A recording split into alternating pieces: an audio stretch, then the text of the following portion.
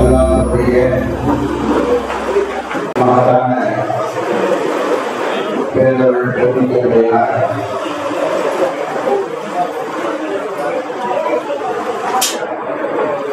நமது முஸ்லிம் பிரகார மாசபையுடைய சார்பில்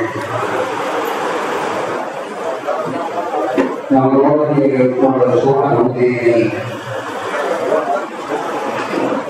அர்ப்பணிக்கின்ற நிலைகளுக்கு மாசபையுடைய தலைவர் மகிழக்கூடிய சுல்லா அலி வெளிவாய்களுடைய மகிழக்கூடிய தலைவர் அல்லாஹ் சுப்ஹானஹு சாஹிபுடைய விழாக்களின் சார்பில் நாங்கள் கேட்டுக்கொள்கிறோம்.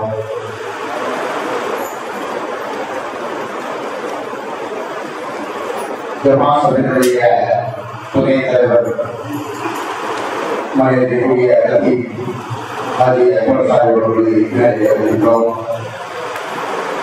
நமது இஸ்லாமிய கலாச்சார பேரவையுடைய தலைவரும் நமது மேலப்படியாசுடைய தலைமை இமாமாகிய நிலையக்கூடிய பிஎம் ஜியாவுதீன் ஹசரத் பாக்கியவர்களை மேற்கொள்கின்றோம்.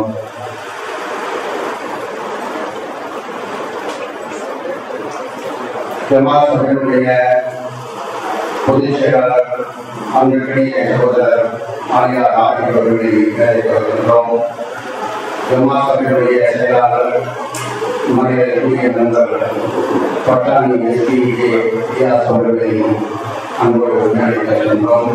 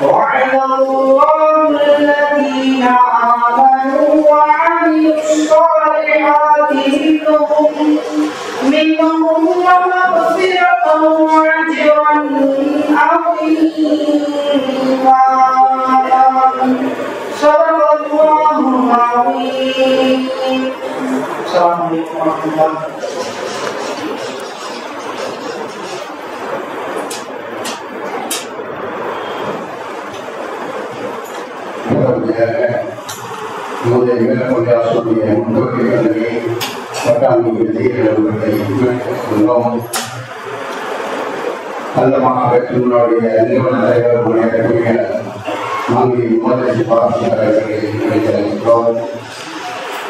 இன்னைக்கு குடும்பத்துடைய உரிமையாளர்களை தம்பி சாட்சி சேகராவர்களை நினைக்கிறோம். அஞ்சமன் செயலாளர் அருமை சகோதரர் அதிபட்டாளி இசைத்தேவார் அவர்களை நினைக்கிறோம். காப்பாற்றுடைய தலைவரான வேளாண் அவர்களை நினைக்கிறோம். சக்கராப்பள்ளி முஸ்லிம் ஜமாசபை கோயில் முன்னாள் துணைத் தலைவர் அருமை சகோதரர் பரிசுக்கான உள்ளிட்டவர்களை நினைக்கிறோம்.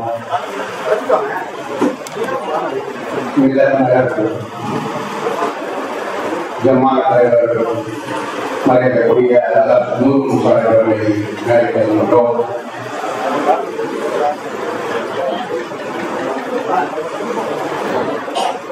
அருமை சோதரர் அவர்களை நினைக்கிறோம்.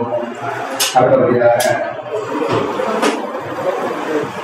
சபைகளை அழைக்கின்றதே நம்முடைய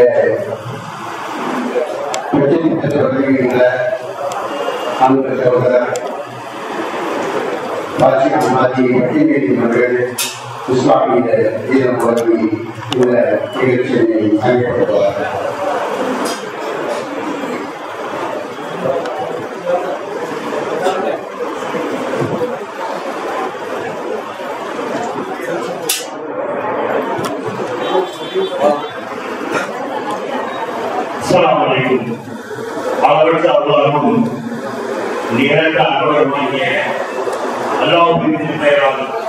ஆரம்பம் செய்கிறேன்.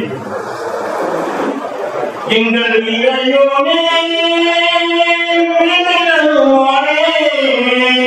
உம்மிலும் பூமியும் இருப்பவனே எங்களை காப்பவனே.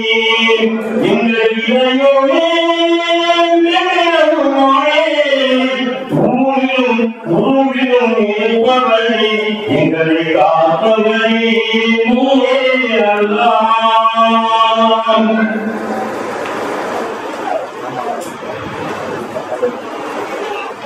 கரும்பு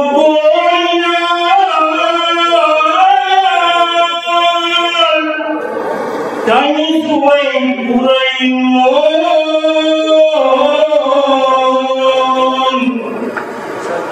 இரும்பு போனினால் யாரையும் வெல்லலாம். நரம்பு போனினால் மனிதா நரம்பு போனினால்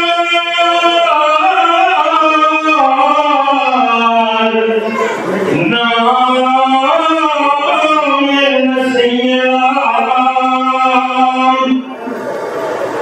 நரம்பு போனினால் நாம் என்ன செய்யலாம். நாலு கால் கட்டியே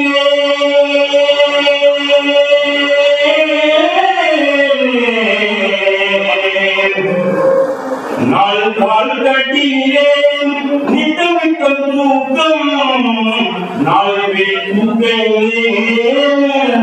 தூக்கம் நாலு கால் கட்டியே நித்தமிக்க தூக்கம் நாலு பேர் தூக்கம் பள்ளியறை ஓரிடம் பூங்கள் கல்லறை முந்தைகள் பள்ளியறை ஓரிடம் பூங்கள் கல்லறை முந்தைகள் நாலு கால் கட்டியே நித்தமிக்க தூக்கம் நாலு பேர் தூக்கம் அந்த ஒரு தூக்கத்துக்கு இந்த ஒரு தூக்கத்தையும் என்ன சொன்னே அந்த ஒரு தூக்கத்துக்கு இந்த ஒரு தூக்கத்தையும் என்ன சொன்னே வந்தவர்கள் வாழாது நாளை வந்தோடு நாளை வாழாது நாளை இயற்கையின் அமைப்பு இறைவனின் படைப்பு இயற்கையின் அமைப்பு இறைவனின் படைப்பு நாலு நாள் கட்டிலே நித்தம் நித்தம் தூக்கம் நாலு பேர் கூட்டையிலே தூக்கம் தலத்தையும் கொட்டியிலே உணர்ச்சியை போட்டு தாளாட்டும் போது பாராட்டியேது தாளாட்டும் போது பாராட்டியேது விழித்தால் பிழைத்தால் எழுந்தால் முடிந்தால் விழித்தால் பிழைத்தால் எழுந்தால் முடிந்தால் மறந்தால் அணிந்தால் உணர்ந்தால் உயர்ந்தால் மறந்தால் அணிந்தால் உணர்ந்தால் உயர்ந்தால் நாலு கால் கட்டியிலே நிதம் நிதம் தூக்கம் நாலு பேர் தூக்கையிலே நிழல தூக்கம் கண்களே தூங்கினால் கடமை தூங்கும் கண்களே தூங்கினால் கடமை தூங்கும் கடமை தூங்கினால் காரியம் ஏங்கும் கடமை தூங்கினால் காரியம் ஏங்கும் அவரவரை அமைப்பதையோ அவரவரை அமைப்பதையோ தவறுக்கு நீதான் காரணமாகும் தவறுக்கு நீதான் காரணமாகும் நாலு கால் கட்டிலே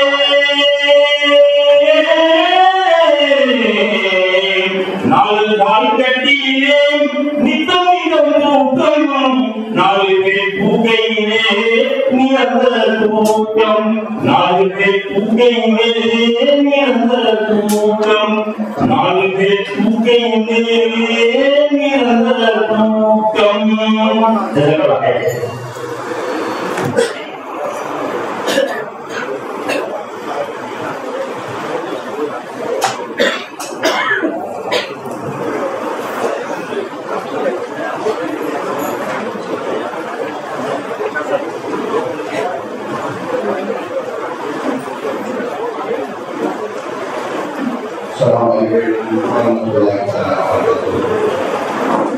இந்த நிகழ்வு சுவர்ணபூமி அர்ப்பணிக்கிற ஒரு விதமாக இருக்கின்றன. துவக்கமே நாலு நாள் கட்டிலே நிரந்தர தூக்கம் நாலு பேர் கொள்கையிலே நிரந்தர தூக்கம் என்ற அழகான வகைகளோடு பாட்சியாக கட்டியிருக்கிறவர்கள் இவருடைய ஒரு கீதம் சொல்லியிருக்கிறார்கள். இஸ்லாமியர்கள் பொதுவாக மரணத்தை நினைத்துக் கொண்டே இருப்பவர்கள் மரணத்தை எண்ணி பார்த்துக் கொண்டே இருக்க வேண்டும் என்பதை குறிப்பாக கொண்டிருக்கின்ற காரணத்தினால் நம்மளை இறுதியாக எடுத்து செல்கிற அழைத்து செல்கிற ஒரு ஊழியை நம்மிடத்திலே மிக உயர்ந்த வாக்குறுதிகள் எல்லாம் இருந்தாலும் கூட கருத்தை பதிவு செய்யும் போது ஒரு அறிவு இருந்திருந்தான் என்னதான் குடிக்கலக்கான ரூபாயிலே எனக்கு வாங்கி இருந்தாலும் கூட இதுதான் இறுதியாக எடுத்து செல்கின்ற ஆர்வம் என்பதை ஒரு சொல்லும் நோக்கி சுட்டிக்காட்டினார். இந்த நிகழ்ச்சியை ஒரு காரணமாக ஏற்பாடு செய்ய வேண்டும் என்று உயர்வான கருத்து இருந்த பொழுது நான் உடனே பார்த்தேன். பொதுவான அவர்கள் இறுதி கட்டத்தில் இருக்கிறார்கள். அவர்கள் அவர்கள் மகனார் விடுகிறார்கள். அப்போது அவர்கள் காலையை கொண்டு மகளிடத்திலே ஒன்றை சொல்லுகிறார்கள். மகள் பொருள்படுத்துகிறார்கள். அது என்ன ஒரு சகாபாரத்தில் கேட்ட பொழுது நான் மன்னித்துள்ளே அடுத்த குடும்பத்திலே என்னை முழுவதாக சந்திக்க வருகிறவர்கள் நீங்களாகத்தான் இருப்பார்கள் என்று பெருமாள் சொன்னது. மரணத்தை கொடுத்தவர்கள் அஞ்சவில்லை. தன்னுடைய தந்தையை சந்திப்பதற்கு நாம் முழுவதாக சென்றிருக்கிறோம் என்பதை நினைத்து ஆனந்தப்படார்களே போன்று இந்த விழா நிச்சயமாக ஒரு அர்ப்பணிப்பு விழா என்பதிலே மாற்றிடத்திலே இந்த சூழ உடனே ஏற்பாடு செய்வதற்கு நிர்வாக பிரதிகள் எடுத்துக்கொண்ட அக்கறையும் சிரமத்தையும் நான் நன்றிகிறேன். அந்த வகையிலே அவர்களை நமது மக்களின் சார்பிலே நான் நிர்வாக பாராட்டுகிறேன். அதில் குறிப்பாக நமது ஜமாத்துடைய தலைவர்களும் ஜமாத்துடைய செயலாளர் அவர்களும் தொழில்நுட்ப வழியிலே சென்று அவர்கள் எடுத்துக்கொண்ட சிறப்புகள் எல்லாம் நாம் நேரடியாக பார்த்தோம். அந்த வகையிலே நமது நிர்வாக சபையை நமது ஊர்மக்கள் சார்பிலே உங்களின் சார்பிலே என்னுடைய நன்றியையும் கொடுத்து கொண்டு இந்த வாகனம் தான் நம்மை அழைத்து சென்ற வாகனமாக இருக்கும் என்று ஒவ்வொருவரும் பார்த்துவிட்டு வந்த காட்சியை மனதையும் நாம் கண்டோம். அதே வகையிலே இந்த அர்ப்பணிப்பு நிகழ்வு நடந்து கொண்டிருக்கிறது. அடுத்தபடியாக உங்கள் எல்லோரையும் வரவேற்பதற்காக ஜமாத்துடைய செயலாளர் சோதரர் மகாமி எஸ்பி வியாஸ் அவர்கள் கொண்டு வருகின்றனர். அஸ்ஸலாமு அலைக்கும். எல்லா புகழும் வல்லநாயகனுக்கு ஐயப்பேட்டை சிவராத்திரி முஸ்லீம் பண்பாளர் ஜமாத்துவை தகுதி வாய்ந்த தலைவர்கள் ஏற்படுத்தியுள்ள இந்த விழாவிற்கு முதலில் நன்றி கொள்கிறேன். அடுத்து எங்களது நிர்வாகத்தின் உறுப்பினர்கள் அனைவரும் நல்லபடியாக இந்த நிகழ்ச்சிக்கு ஒத்துழைப்பு செய்தார்கள். இந்த வாகனங்களை வாங்குவதற்காக மிகவும் ஒத்துழைப்பு செய்தார்கள். அதற்கு நான் கேட்கின்றேன். இங்கு வருகை கொண்டிருக்கும் மாலிக் சிராஜி அவர்களே, தகுதி வாய்ந்த ஜமாத் பெருமக்களே, நற்பணிப்புள்ள சகோதரர்களே, பஞ்சாயத்து ஊராட்சி மன்ற கவுன்சிலர்களே, ஆலிம் பெருமக்களே, அடுத்து நம்மையெல்லாம் எப்பொழுதும் நமக்கு தாயாக இருந்து நமக்கு நல்ல பல செயல்களை எடுத்துக்கொள்ளும் தாய்மார்களே, உங்கள் அனைவரையும் ஜமாத்துக்கு தொடர்பாக மிக மகிழ்ச்சியோடு வரவேற்பதுடன் இந்த சுபன ஊட்டி ஜனாதாவே அழைப்புக்கு அர்ப்பணிப்பு விழாவுக்கும் வருகை எடுத்துள்ள ஜமாத்துகளை மிகுந்த மகிழ்ச்சியோடு வரவேற்கின்றேன். சாதாரணமாக யதார்த்தமாக பரவல்கள் சுமண ஊட்டி பற்றி சாதாரணமாக பேசியிருக்கும் பொழுது அவர்களும் என்னை ஊக்கப்படுத்தினார்கள். தலைவர்கள் தினமும் என்ன சொல்லுவாங்கிறது நமது ஊர் மக்கள் நமது கொடை வளர்கள் நிறைய தொகை அள்ளி தந்தார்கள். அதற்கு மிக மிக நன்றியை இந்த ஜமாத் தெரிவித்துக் கொள்கிறது. அடுத்து இந்த ஊருக்காக இயக்கப்பட்ட நல்ல காரியங்களையும் நல்ல தொழில்களையும் நம்ம ஊருக்கு கொடுத்த வளர்ச்சியாக கொடுத்த முன்னாள் கொடையாளர்கள் நம்ம ஊருக்கு நிறைய பேர் இருக்காங்க. அவர்களெல்லாம் எந்த ஒரு கேட்கக்கூடாத எதிர்மானத்தை அதெல்லாம் வச்சிருந்தோம். அது மாதிரி அந்த கொடையாளர்கள்லாம் நம்ம வீட்டிலேயே அவ்வளவு எதுவும் வேணுமாட்டு மாமா போன் பண்ணி எவ்வளவு வேணா சொல்லுங்க எதுவுமே வேணாம். அதே மாதிரி அந்த கொடையாளர்கள் கேட்காம இப்ப உள்ள கொடையாளர்கள் எல்லாரும் கொடுத்தாங்க. அது ரொம்ப ரொம்ப மிக மகிழ்ச்சியானது. அடுத்து நம்ம ஊர்ல ஒரே ஒரு வாகனத்தை வாங்கி கொடுக்கலாம். ஆனா ஜமாத்துடைய தீர்மானம் இந்த வாகனத்துல எல்லாருடைய காசு பங்கு கொடுக்கிறதுக்காக எல்லாருடைய காசு இருக்கிறதுக்காகவே எல்லாருக்கும் கேட்டு நல்லபடியாக வாகனத்தை அமைத்து வந்தோம். நல்லா நம்மை பொருந்தி கொள்வாங்க. எல்லோரும் நீண்ட ஆயுளை பெறுவதற்காக நமது கல்வி இமாம் மார்க்க அறிஞர் அவர்கள் துவா ஓதுவார்கள். மாலிக் சிராஜி அவர்கள் சிறப்புரை கொள்வார்கள். அடுத்தபடியாக தலைவர்கள் அவர்கள் விளக்கமாக எல்லாவற்றையும் கூறுவார்கள்.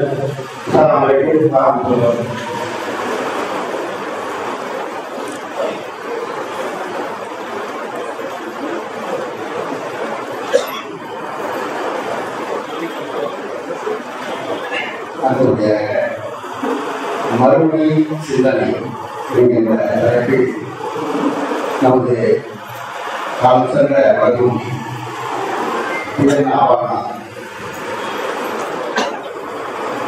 அண்ணன் அவர்களுடைய நம்முடைய நம்மளால்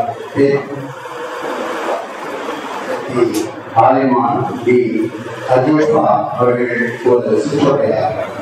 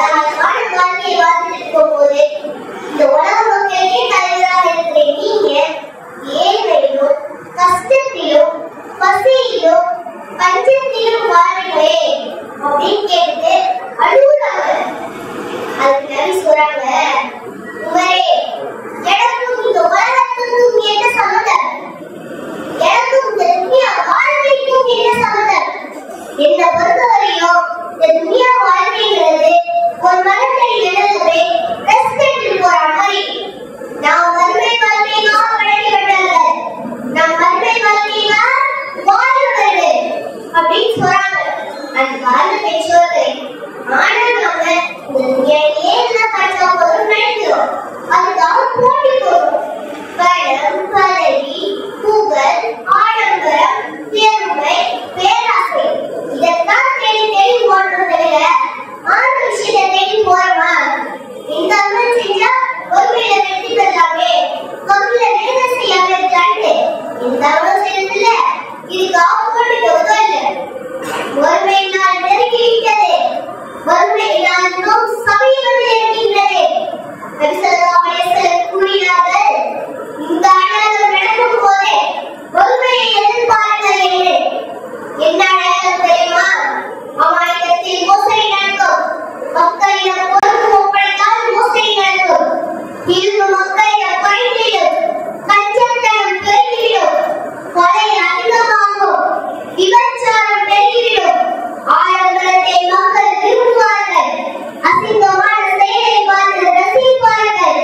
மதுவை மதாதரவை குடிப்பார்கள், கட்டணங்களை உயர்த்தி கொள்வார்கள், பெண்களின் ஆடை குறைந்துவிடும், அதாவது பெண்கள் ஆடை அணிந்தும் நிர்வாணமாக இருப்பார்கள், குடும்ப உறவுகள் துண்டிக்கப்படும், அதாவது குடும்ப உறவுக்கு முக்கியத்துவம் கொடுக்க மாட்டார்கள், ஒரு தாய் தன் எஜமானியை பெற்றெடுப்பார், அதாவது பிள்ளைகள் தன் தாய் தந்தையை மதிக்க மாட்டார்கள். இந்த அடையாளம் நடக்கும் போது மறுமையை எதிர்பாருங்கள் என்று நபி ஸல்லல்லாஹு அலைஹி வஸல்லம் சொன்னாங்களே, இந்த அடையாளம் எப்பயோ நடந்துச்சு. நம்ம எதிர்பார்த்து இருக்கிற அடையாளம் இன்னும் பெரிய பெரிய அடையாளங்கள் மட்டும்தான். தஜ்ஜால் வருகை, ஈசா நபி வருகை, யாஜூஜ் வருகை, மூன்று திசையிலும் நிலை நடக்கும், மேற்கே இருந்து சூரியன் உதிக்கும். இந்த அடையாளம் ஒன்னொன்று நடந்து முடியும் போது அல்லாஹ் உலகத்தை கம்ப்ளீட்டா அழிச்சிருவான். அல்லாஹ் இந்த உலகத்தை கம்ப்ளீட்டா அழிச்சிருவான். அந்த நாள் வரும்போது வானம் விளக்கப்படும், பூமி சதறிடும், மலைகள் எல்லாம் பஞ்சாகும், கடல் எல்லாம் நெருப்பாகும். அப்பதான் மக்கள் என்ன நடக்குதுன்னு தெரியாம குளிச்சுட்டு நிற்பாங்க. அப்பதான் சூர் ஊதக்கூடிய மரத்தை பார்த்து சூர் ஊதுங்க, சூர் ஊதோட அல்லாஹ் படைச்ச அத்துணை படைகளும் அழிஞ்சிடும், அல்லாஹ் படைச்ச அத்துணை படைகளும் அழிஞ்சிடும்.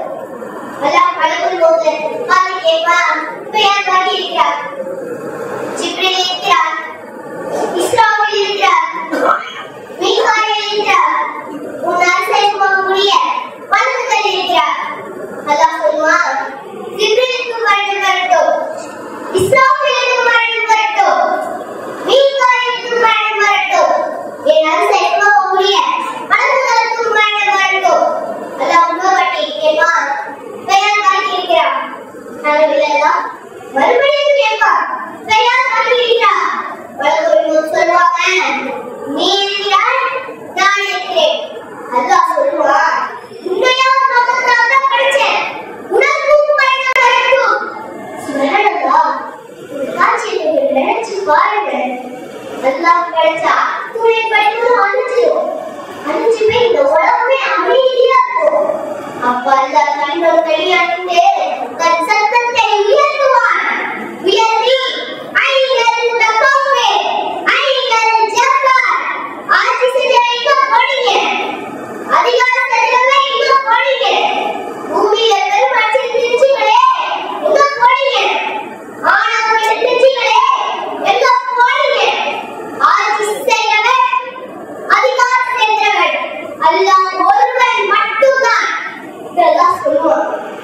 மறுமை என்பது உண்மை, நாம் மறுமையிலிருந்து எழுப்பப்படுவது உண்மை.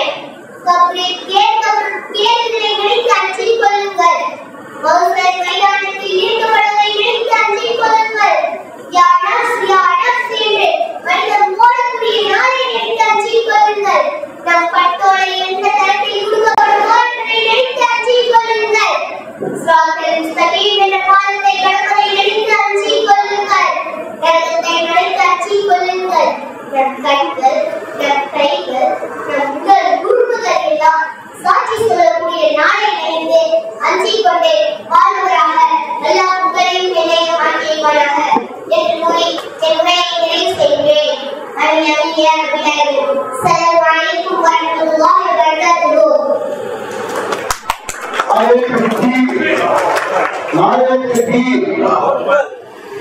கண்ணியத்துக்குரிய பெருமக்களே, மிக தெளிவாக மிக ஆணித்தரமாக ஒவ்வொரு கருத்துகளையும் சொல்லுகின்ற பொழுது உணர்ச்சி பூர்வமாக பாடி லாங்குவேஜ் என்று சொல்வார்கள், உடல் அசைவுகள் மிக சிறப்பாக இருந்தது. அந்த குழந்தை பெற்ற பெற்றோர்களுக்கும் அந்த குழந்தையை உருவாக்கிய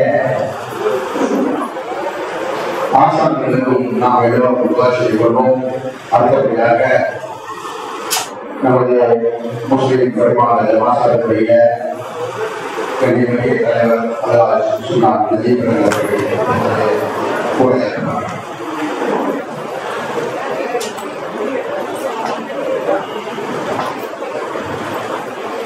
رب الله من الشيطان الرجيم بسم الله الرحمن الرحيم அமர்த்தாலும் மேற்கல்வி வாயிலாக தமிழ் உள்ள வாரி பேசுறது புரியல பொங்கமும் கிடையாது சவுண்ட் போயிருக்கு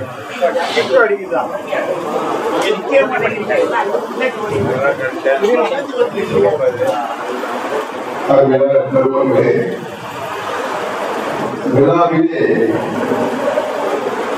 பல இடங்கள் உண்டு. இது மகிழ்ச்சியான விழா அல்ல, மகிழ்ச்சியான விழா. சொன்னது ஊதியை அர்ப்பணித்துள்ளார். இது ஒரு ஊதி அல்ல, நம்ம ஊரை சார்பாக இது 5வது ஊதி, 5வது சொல்ற ஊதி. அதுக்குரிய ஆதாரங்கள்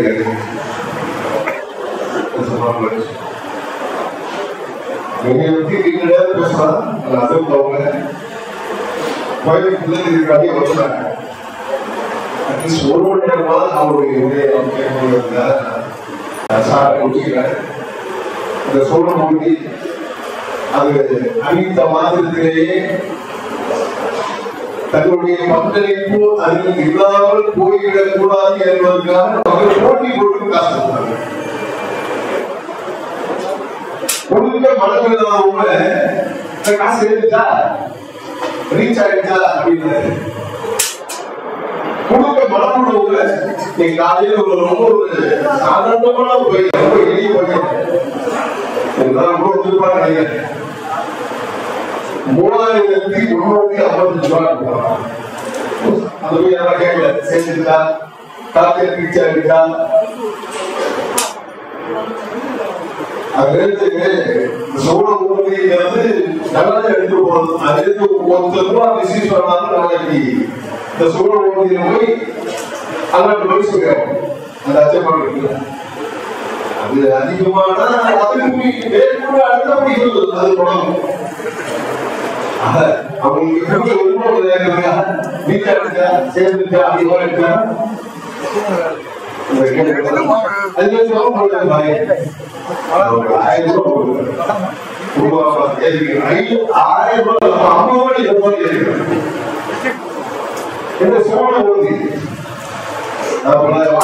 கேட்டுப்போம். நான் பிறந்த பொழுது நம்ம யாரு பார்த்தாங்கிறது யாருமே தெரியாது. நாம் இறந்தப்பே நம்ம யாரு பார்க்க போறாங்க அப்படிங்கிறது நமக்கு தெரியாது. ஆனா நாம் இறந்த பின்னே இந்த ஊர்களெல்லாம் மற்றவர்கள் பார்க்கணும். நாம் இறந்த பின்னே இந்த ஊர்களெல்லாம் போகிறத கண் போனா எல்லாரும் பார்க்கிறோம். அதான் இந்த ஊருக்கு வந்ததுக்கு பார்த்தா நம்மளுடைய ஆயுதங்களுக்கு கேரளா நிறைய புதிய அதோட சோழம் போறதுக்குள்ள எல்லாரும் தயாராகிடும். இது வீட்டை கட்டி விளக்கம் சாட்ட முடியும் மட்டும் சொல்லி கொடுக்கல. இந்த உடல் மூடி எப்படி ஒப்படைத்தாய் முதல் மூடி எப்படி மரியாதை மற்றும் சமுதாய மறைந்தவர்களை சென்று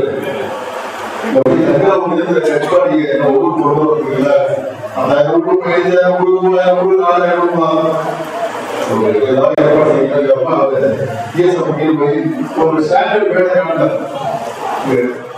6660 முதல் சோழ அதை கொடுப்பாடு சீரமாகும்.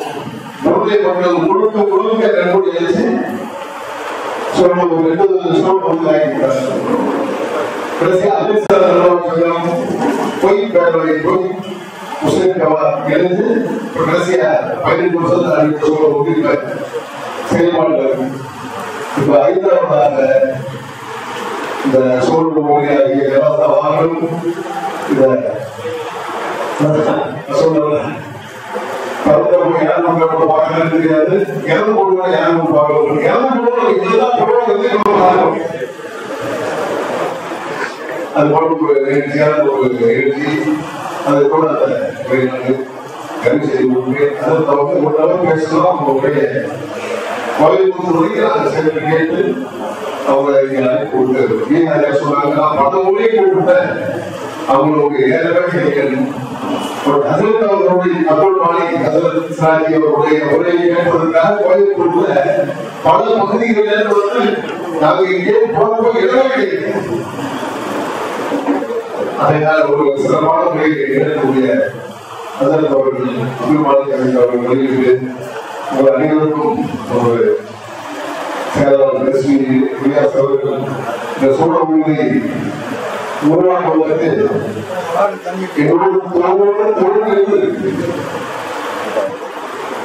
ஒத்துழைப்பு கொடுத்தார்கள். இதில் நிர்வாகிகள் முதல் அதிகமான ஒத்துழைப்பு கொடுக்கிற வாய்ப்பு அவர்கள் எல்லாம் அமைச்சு கொடுத்தாங்க. அப்படியே வாங்கி போட்டு ஒரு டிரைவை கொடுக்கிறார்.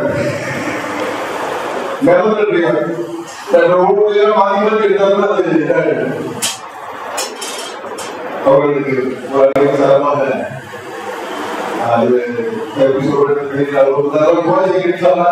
பொருட்கள் எல்லாருமே ஆயுதம் செய்கிறோம்.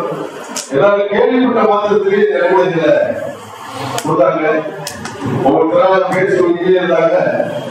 அது பிறகு சங்கடத்தை ஏற்படுத்தலாம்.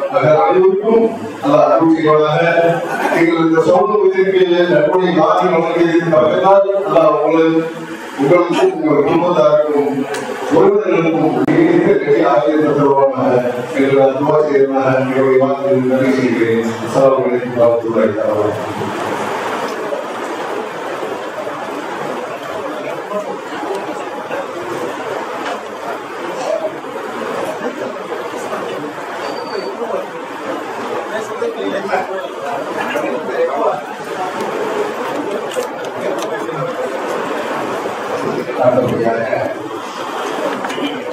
குறிப்பிட்ட ஒரு முக்கிய நிகழ்வு நாம் வந்துவிட்டோம்.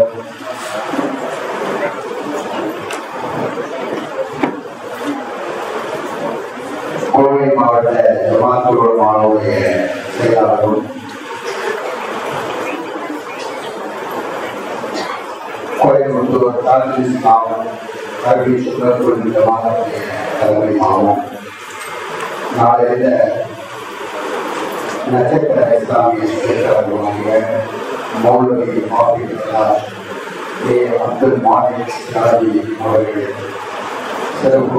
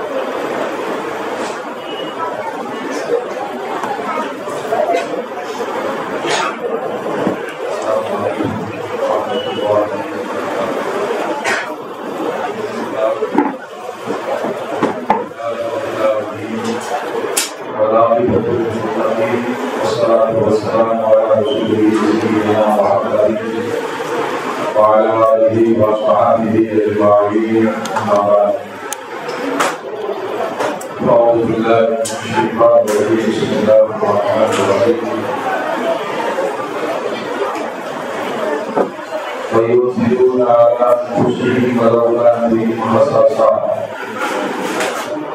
وقال النبي صلى الله عليه وسلم تموتون كما تعيشون وتبعثون كما تموتون. صدق الله العظيم وصدق رسوله النبي الكريم.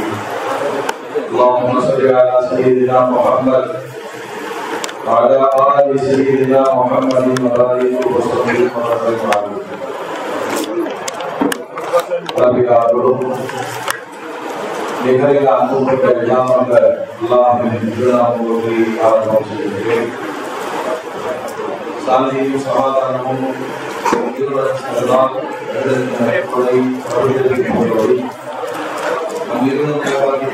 நாயகன் முஹம்மது ரசூலுல்லாஹ் ஸல்லல்லாஹு அலைஹி வஸல்லம் அவர்கள் மீதும் போற்றி பின்பற்றி வாழ்ந்து வழிகாட்டிய சத்திய சகாபாக்கள் அவுலியாக்கள் நாதாக்கள் சோதராக்கள் குறிப்பாக நிறைந்த இந்த ஷாபானுடைய மாதத்தில் சமுதாயம் பயன்படுத்துகிற ஒரு அற்புதமான சேவைக்கு அங்கீகாரத்தின் அடையாளமாக நடைபெற்றுக் கொண்டிருக்கிற சுவர்ண உறுதி அர்ப்பணிப்பு விழாவின் தலைமையேற்று நடாத்தி கொண்டிருக்கிற செய்யக்கூடிய ஜமாத்துடைய தலைவர் அவர்களே, ஜமாத்துடைய வேலைய நிர்வாக பெருமக்களே, கல்லூரியில் இருக்கிற மாணவர்களே, ஆண்டவர்களே, சான்றோர்களே, தாய்மார்களே, மதரசாவுடைய மாணவ கண்மணிகளே, நாங்கள் மிகவும் மதிக்கிற மாநில ஜமாத் உலமாவுடைய பொறுப்பாளர்கள் ஒருவரான BM ஜியாவுதீன் வாசவி அவர்களே, இந்த நல்ல நிகழ்வில் சமூகத்திற்கும் வளரும் தலைமுறைக்கும் மிக சிறந்த வழிகாட்டுதலை இந்த ஜமாத்துடைய நிர்வாகர்கள் முன்மாதிரியாக விளங்கிக் கொண்டிருக்கிறார்கள் என்பதால் மிகையில்லை.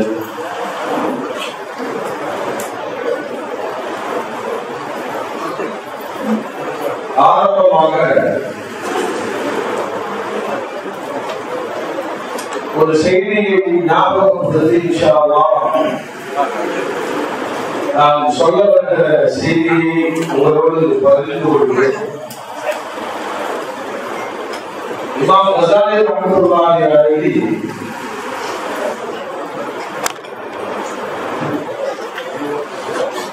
ஒரு அற்புதமான செய்தியை இந்த ஈமானிய சமூகத்திற்கு வழங்குகிறார்கள்.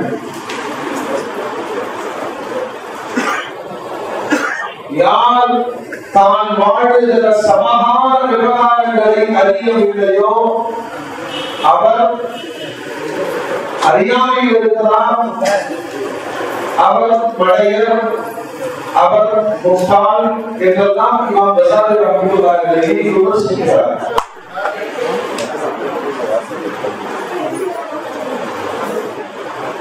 சமகாலத்தில் வாழ்கிற ஒரு சமூகம் தன்னை சுற்றிலும் நடக்கிற விவகாரங்களை அறிந்து வைத்திருக்க வேண்டும். அதுதான் அறிவின் அடையாளம். நாடாளுமன்ற தேர்தல் நெருங்கிக் கொண்டிருக்கிறது. தேர்தல் என்பதற்கு நோக்கம் அதற்கு பின்னால் இருக்கிற சிறுபான்மை சமூகத்தினுடைய பின்னடைவும் இந்த சிறுபான்மை சமூகத்திற்கான எதிர்பார்ப்புகள், இந்த சிறுபான்மை சமூகத்தினுடைய பாதுகாப்பு. நாடாளுமன்ற சட்டமன்ற தேர்தல்களை நாம் பார்த்திருக்கிறோம். ஆனால் முன்னெப்பொழுதும் ஏற்படாத ஒரு பயம் நாம் வாழ்கிற சமகாலத்தில் நிகழ்ந்து கொண்டிருக்கிறது என்று சொன்னால் அது மிகையான செய்தி அல்ல.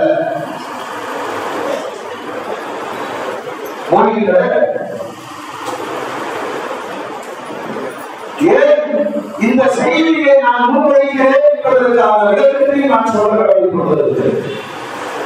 நாம் யாராக இருந்தால், எப்படி வாழ்ந்தவராக இருந்தால், பொருளாதார ஏற்றத்தாழ்வுகள் என்று எத்தனை இருந்தாலும் நாம் எல்லோருக்குமான ஒரே சொந்த இனம் புனிதமான மஸ்ஜிதுகள்,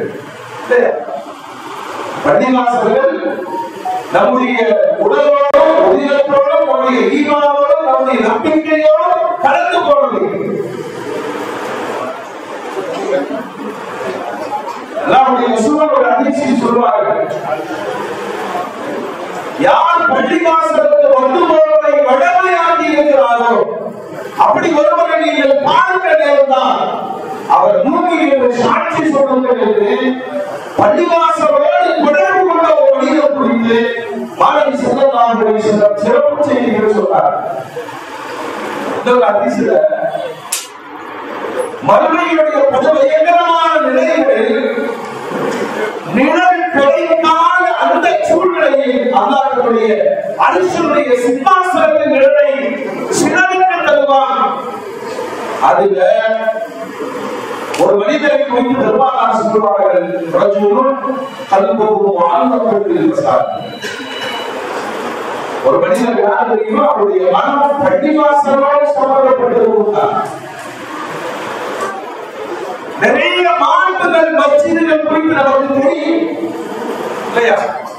ஜமாத்தோடு தொழுவதினால் 27 மடங்கு நன்மை, மூமின்களுடைய சகல நிலவரங்களை நாம் உள்வாங்கிக் கொள்வோம். ஒரு சமூகத்தினுடைய தலைமையிடமாக மஸ்ஜிதுகள் இருக்கிறது. அதுல நாம் கடைசியாக பயணிக்கிற இடமும் மஸ்ஜித் தான் இல்லையா?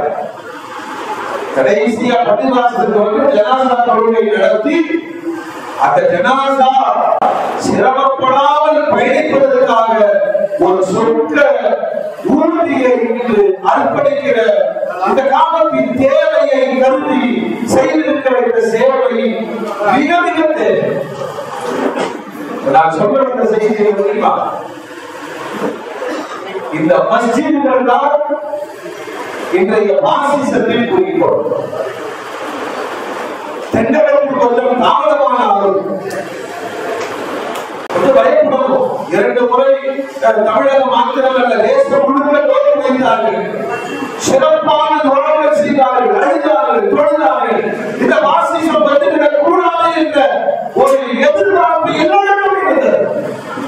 ஆனால் எந்த சோழனை தொடர்ந்து 2 முறை விளைவு சிறுபான்மை சமூகத்திற்கு ஏற்படுகிற பாதிப்புகளுக்கு ஒத்தடம் தருவதற்கு கூட ஆதரவு இல்லாத நாம் அனாதைகளாக இருக்கிறோமோ, அரசியல் அனாதைகளாக விடப்பட்டிருக்கிறோமோ என்ற ஒரு அச்ச சூழல் 2024 நாடாளுமன்ற தேர்தலில் இந்த சமூகத்தை வடக்கிலும் தெற்கிலும் பாதித்திருக்கிறது என்பதை கனம் சமூகம் கவனித்துக் கொள்ள வேண்டும்.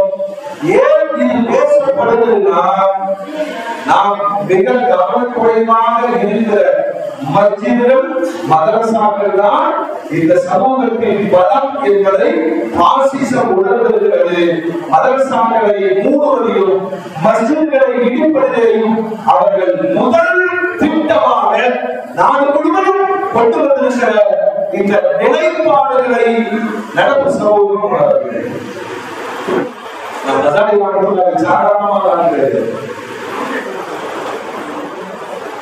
சமகால பிரச்சனைகளை யார் அறியவில்லையோ அவர் சுட்டான் என்று சொல்கிறார். அப்படின்னா என் வீடு, என்னுடைய வாசல், என் தலைமுறைகளுக்கான சொத்துக்கள், என் சமூக அந்தஸ்து இதையெல்லாம் தாண்டி என்னுடைய வீட்டை விட நான் அதிகமாக பயன்படுத்துகிற இடம் மஸ்ஜிதுகளும் மதரசாக்கள். மதரசாக்கள் அடுத்த தலைமுறைகளை உருவாக்குகிறது. மஸ்ஜிதுகள் மிக சிறந்த பண்பாளர்களை, சிறந்த சமூக கட்டமைப்பை உருவாக்குகிறது. சமீப காலத்தில் இந்த கட்டமைப்பு வலுப்படுத்தப்படுகிறது. மோடிகளே, நபிகள் ஸல்லல்லாஹு அலைஹி வஸல்லம் அவர்கள் மாத்திரமல்ல, உலகத்தில் வந்த அத்துணை நபிமார்களின் ஒற்றை பிரச்சாரம் வணக்கத்திற்குரியவர்,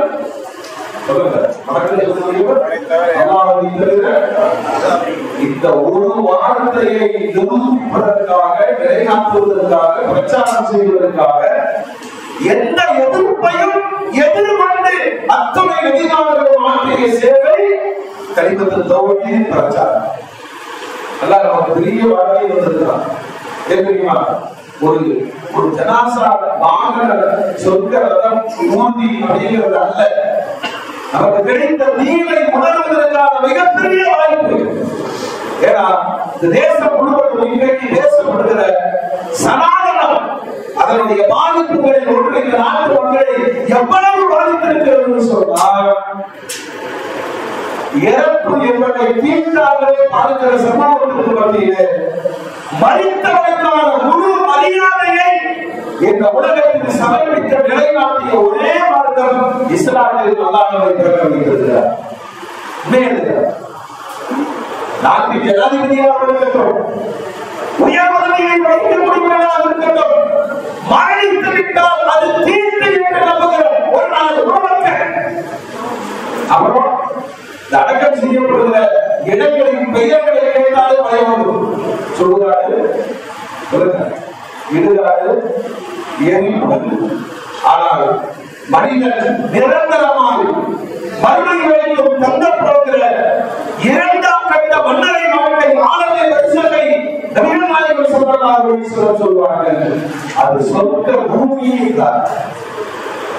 நீங்கள் மன்னரைகளை கடந்து செல்கிற போதெல்லாம் அங்கு நின்று சலாம் சொல்லுங்கள், மரணித்தவர்களை சியாரத்து செய்யுங்கள். அது இரண்டு பலன்களை உருவாக்கும். ஒன்று, உங்களுக்கு ஒருவருடைய சிந்தனையை அது தரும். இரண்டாவது, துனியாவில் பற்றற்ற வாழ்க்கையை மன்னரையின் ஜியாரத் உருவாக்கி தரும். போனீங்கன்னா ஒரு சலாம் சொல்லுங்க, ஒரு செடி நட்டு வைத்து விட்டு வாருங்கள், அழகான தோட்டத்தை போல பராமரிக்க சொன்ன நபிகள் நாயகம் ஸல்லல்லாஹு அலைஹி வஸல்லம் உலகத்திலேயே மௌத்தானவருக்கு கிடைக்கிற மரியாதையை பெருமானார் மட்டுமே உலகத்தில் சரியான நிலைநாட்டினார். என்ன மரியாதை தெரியுமா? என்ன மரியாதை தெரியுமா? அவர்களை சகலாவுடைய நேரத்திலே அவருக்கு தகுதி என்று சொல்ல கனிமாவை நீங்கள் சொல்ல வேண்டும். இரண்டாவது, அவருடைய சகலாத்து வேசானவர்களுக்கு உலா செய்ய வேண்டும்.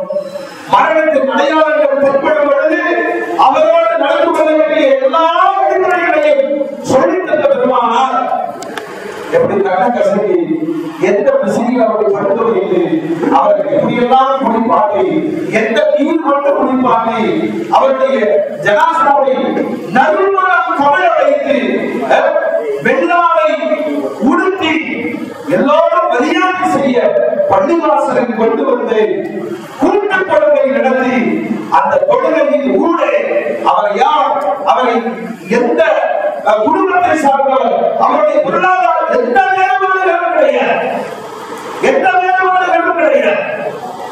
மரணித்த அத்துணை பேர்களுக்குமான ராஜ மரியாதையை நபிகள் நாயகம் ஸல்லல்லாஹு அலைஹி வஸல்லம் தீர்மானித்து அவர் முன்னாடி வச்சுட்டு அதற்காக மன்றாடி தொழுது துஆ செய்து மிகுந்த கண்ணியத்தோடு நல்லடக்கம் செய்கிற இந்த ஜனாசாவின் நடைமுறைகளை 1400 ஆண்டுகளாக ஈமானிய சமூகம் கடைபிடிக்கிறது என்று சொன்னார்.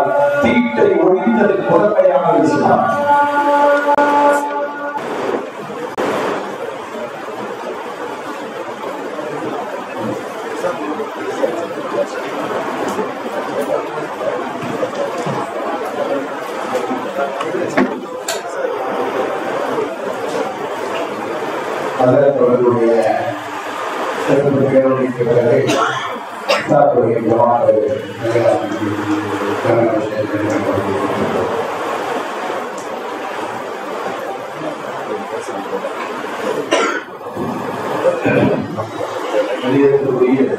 அதனுடைய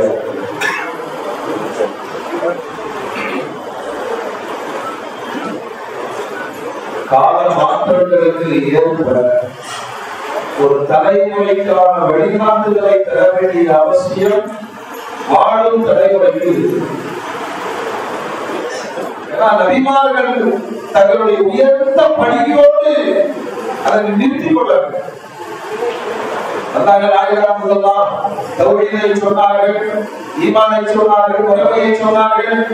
இதோடு முடிந்ததா என்று வரலாற்றை நாம் திருப்பி பார்க்க இன்னொரு பக்கம் நபிமார்கள் அத்துணை பேர்களும் சமூக போராளிகளாக, களப்பணியாளர்களாக, மக்களுடைய தேவைகளுக்காக சமூக பணியாற்றக்கூடியவர்களாக, அதுவும் தங்களுடைய ஈமானிய தளத்தையே களமாக பயன்படுத்தியிருக்கிறார். வேற எங்கே போகிறது? பெருமானாருடைய 23 ஆண்டு காலம், 13 வருஷம் அந்த ஈமானை அந்த சமூகத்திலே நிலைநாட்டுவதற்கு போராடிய பெருமானார் 10 ஆண்டு காலம், வெறும் 10 ஆண்டு காலம் மதீனாவின் வரலாற்றை நான் யோசிக்கிறேன்.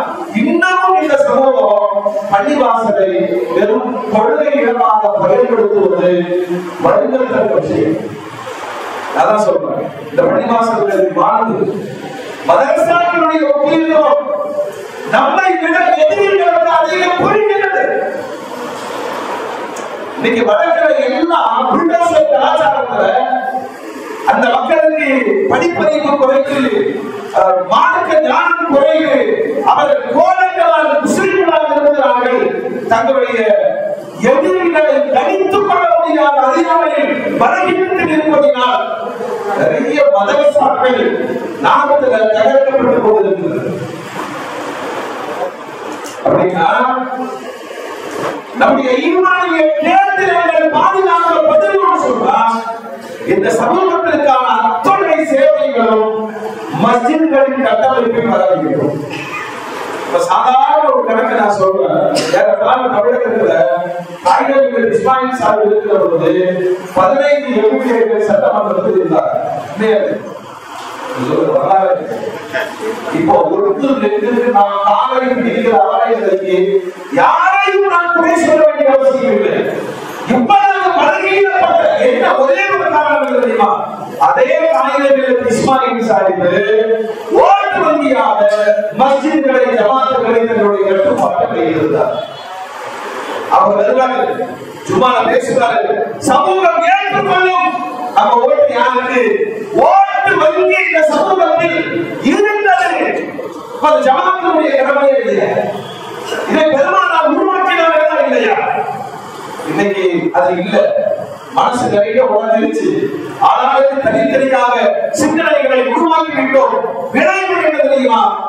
ஓடுகிற ஒரு ஜமாத் எதையும் சாதிக்க முடியும் என்கிற இடத்திலே எனக்கான சட்டமன்ற உறுப்பினரை என்னால் தீர்மானிக்க முடியாத பலகீனத்தில் நான் இருக்கிறேன் என்று தமிழக ஜமாத்துகள் மிகுந்த கவலைப்படுகிறது. நம்மள்கிட்ட ஓட்டு வங்கி இல்லையா? குறைந்தபட்சம் 20 எம்பிஏக்கள் சட்டமன்றத்திற்கு செல்லுகிற அளவுக்கான தொகுதிகள் இல்லையா என்று பார்த்தால் நதிகள் தொடர்பு எல்லாம் உண்டு. மனம் இருந்தால் நாடாளுமன்ற தேர்தலுக்கு இன்னமும் நம்முடைய நிலைமை ரொம்ப அபாயகரமா போய் ஒரு சீட்டுக்கு ஆவணம் கதையை சொல்ற நிலை நான் நான் அரசியல் சொல்லவில்லை. நம்ம நிலைமை அதுதான். ஏன்னா அதற்கும் நாங்கள் கண்டிஷன் வச்சதுனால கோஷத்தை தவிர எந்த வாய்ப்புகளும் நாங்கள் போகிறோம். நான் சொல்ல வேண்டிய செய்திகள் தெரியுமா? ஜமாத்துகள் என்பதை பெருமானார் எங்கிருந்து உருவாக்கினார்கள் என்றால் மதீனாவில் காலடித்தளம் பதித்த பெருமானார் முதல்ல இந்த சமுதாயத்திற்கான பாதுகாப்புகளை உறுதி செய்தார்கள். அதுதான் மஸ்ஜிதுகள். என்ன சொன்னாங்க? பள்ளிவாசலுக்கு இடம் பாருங்க இல்லையா? 7 தெருக்கள் கொண்ட குக்கராக மதீனா. அதுல மத்திய பகுதி பேரித்தமிழம் கொட்டைகள் காய போடப்படுகிற இடம். இதுதான் பள்ளிவாசலுக்கு சரியா அமையும் என்ற செய்தி சொல்லப்பட அல்லாஹ்வுடைய ரசூல் இடத்து ஓனர் யாரும் விசாரிக்க சொன்னாங்க.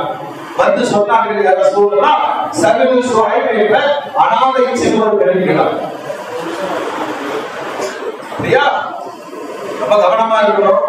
எப்பயுமே பள்ளிவாசலுக்கு இடம் வாங்கும் போது பள்ளிக்கு மேல கொஞ்சம் கம்மி பண்ணி கொடுக்க கேட்கக்கூடாது. அவர் சொன்ன விலையை விட அதிகம் கொடுத்து வாங்க வேண்டும். காரணம், பள்ளிவாசல் என்பது எல்லோருடைய திருப்திக்கும் பொருத்தமான இடம். அடிச்சு கொடுத்து வாங்கக்கூடாது.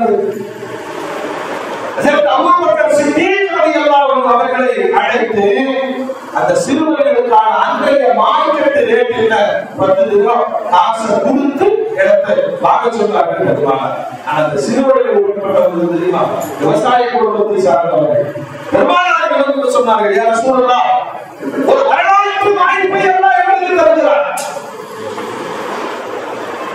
பள்ளிவாசல் தலைவர் சொன்னாரு இந்த வேலைக்கு வாலண்டியா எல்லாரும் வந்து காசு கொடுத்தாங்க. ஏன்னா கொடுத்தவர்களுக்கு தெரியும் இது மட்டும்தான் அவர் மிச்சமாகும்.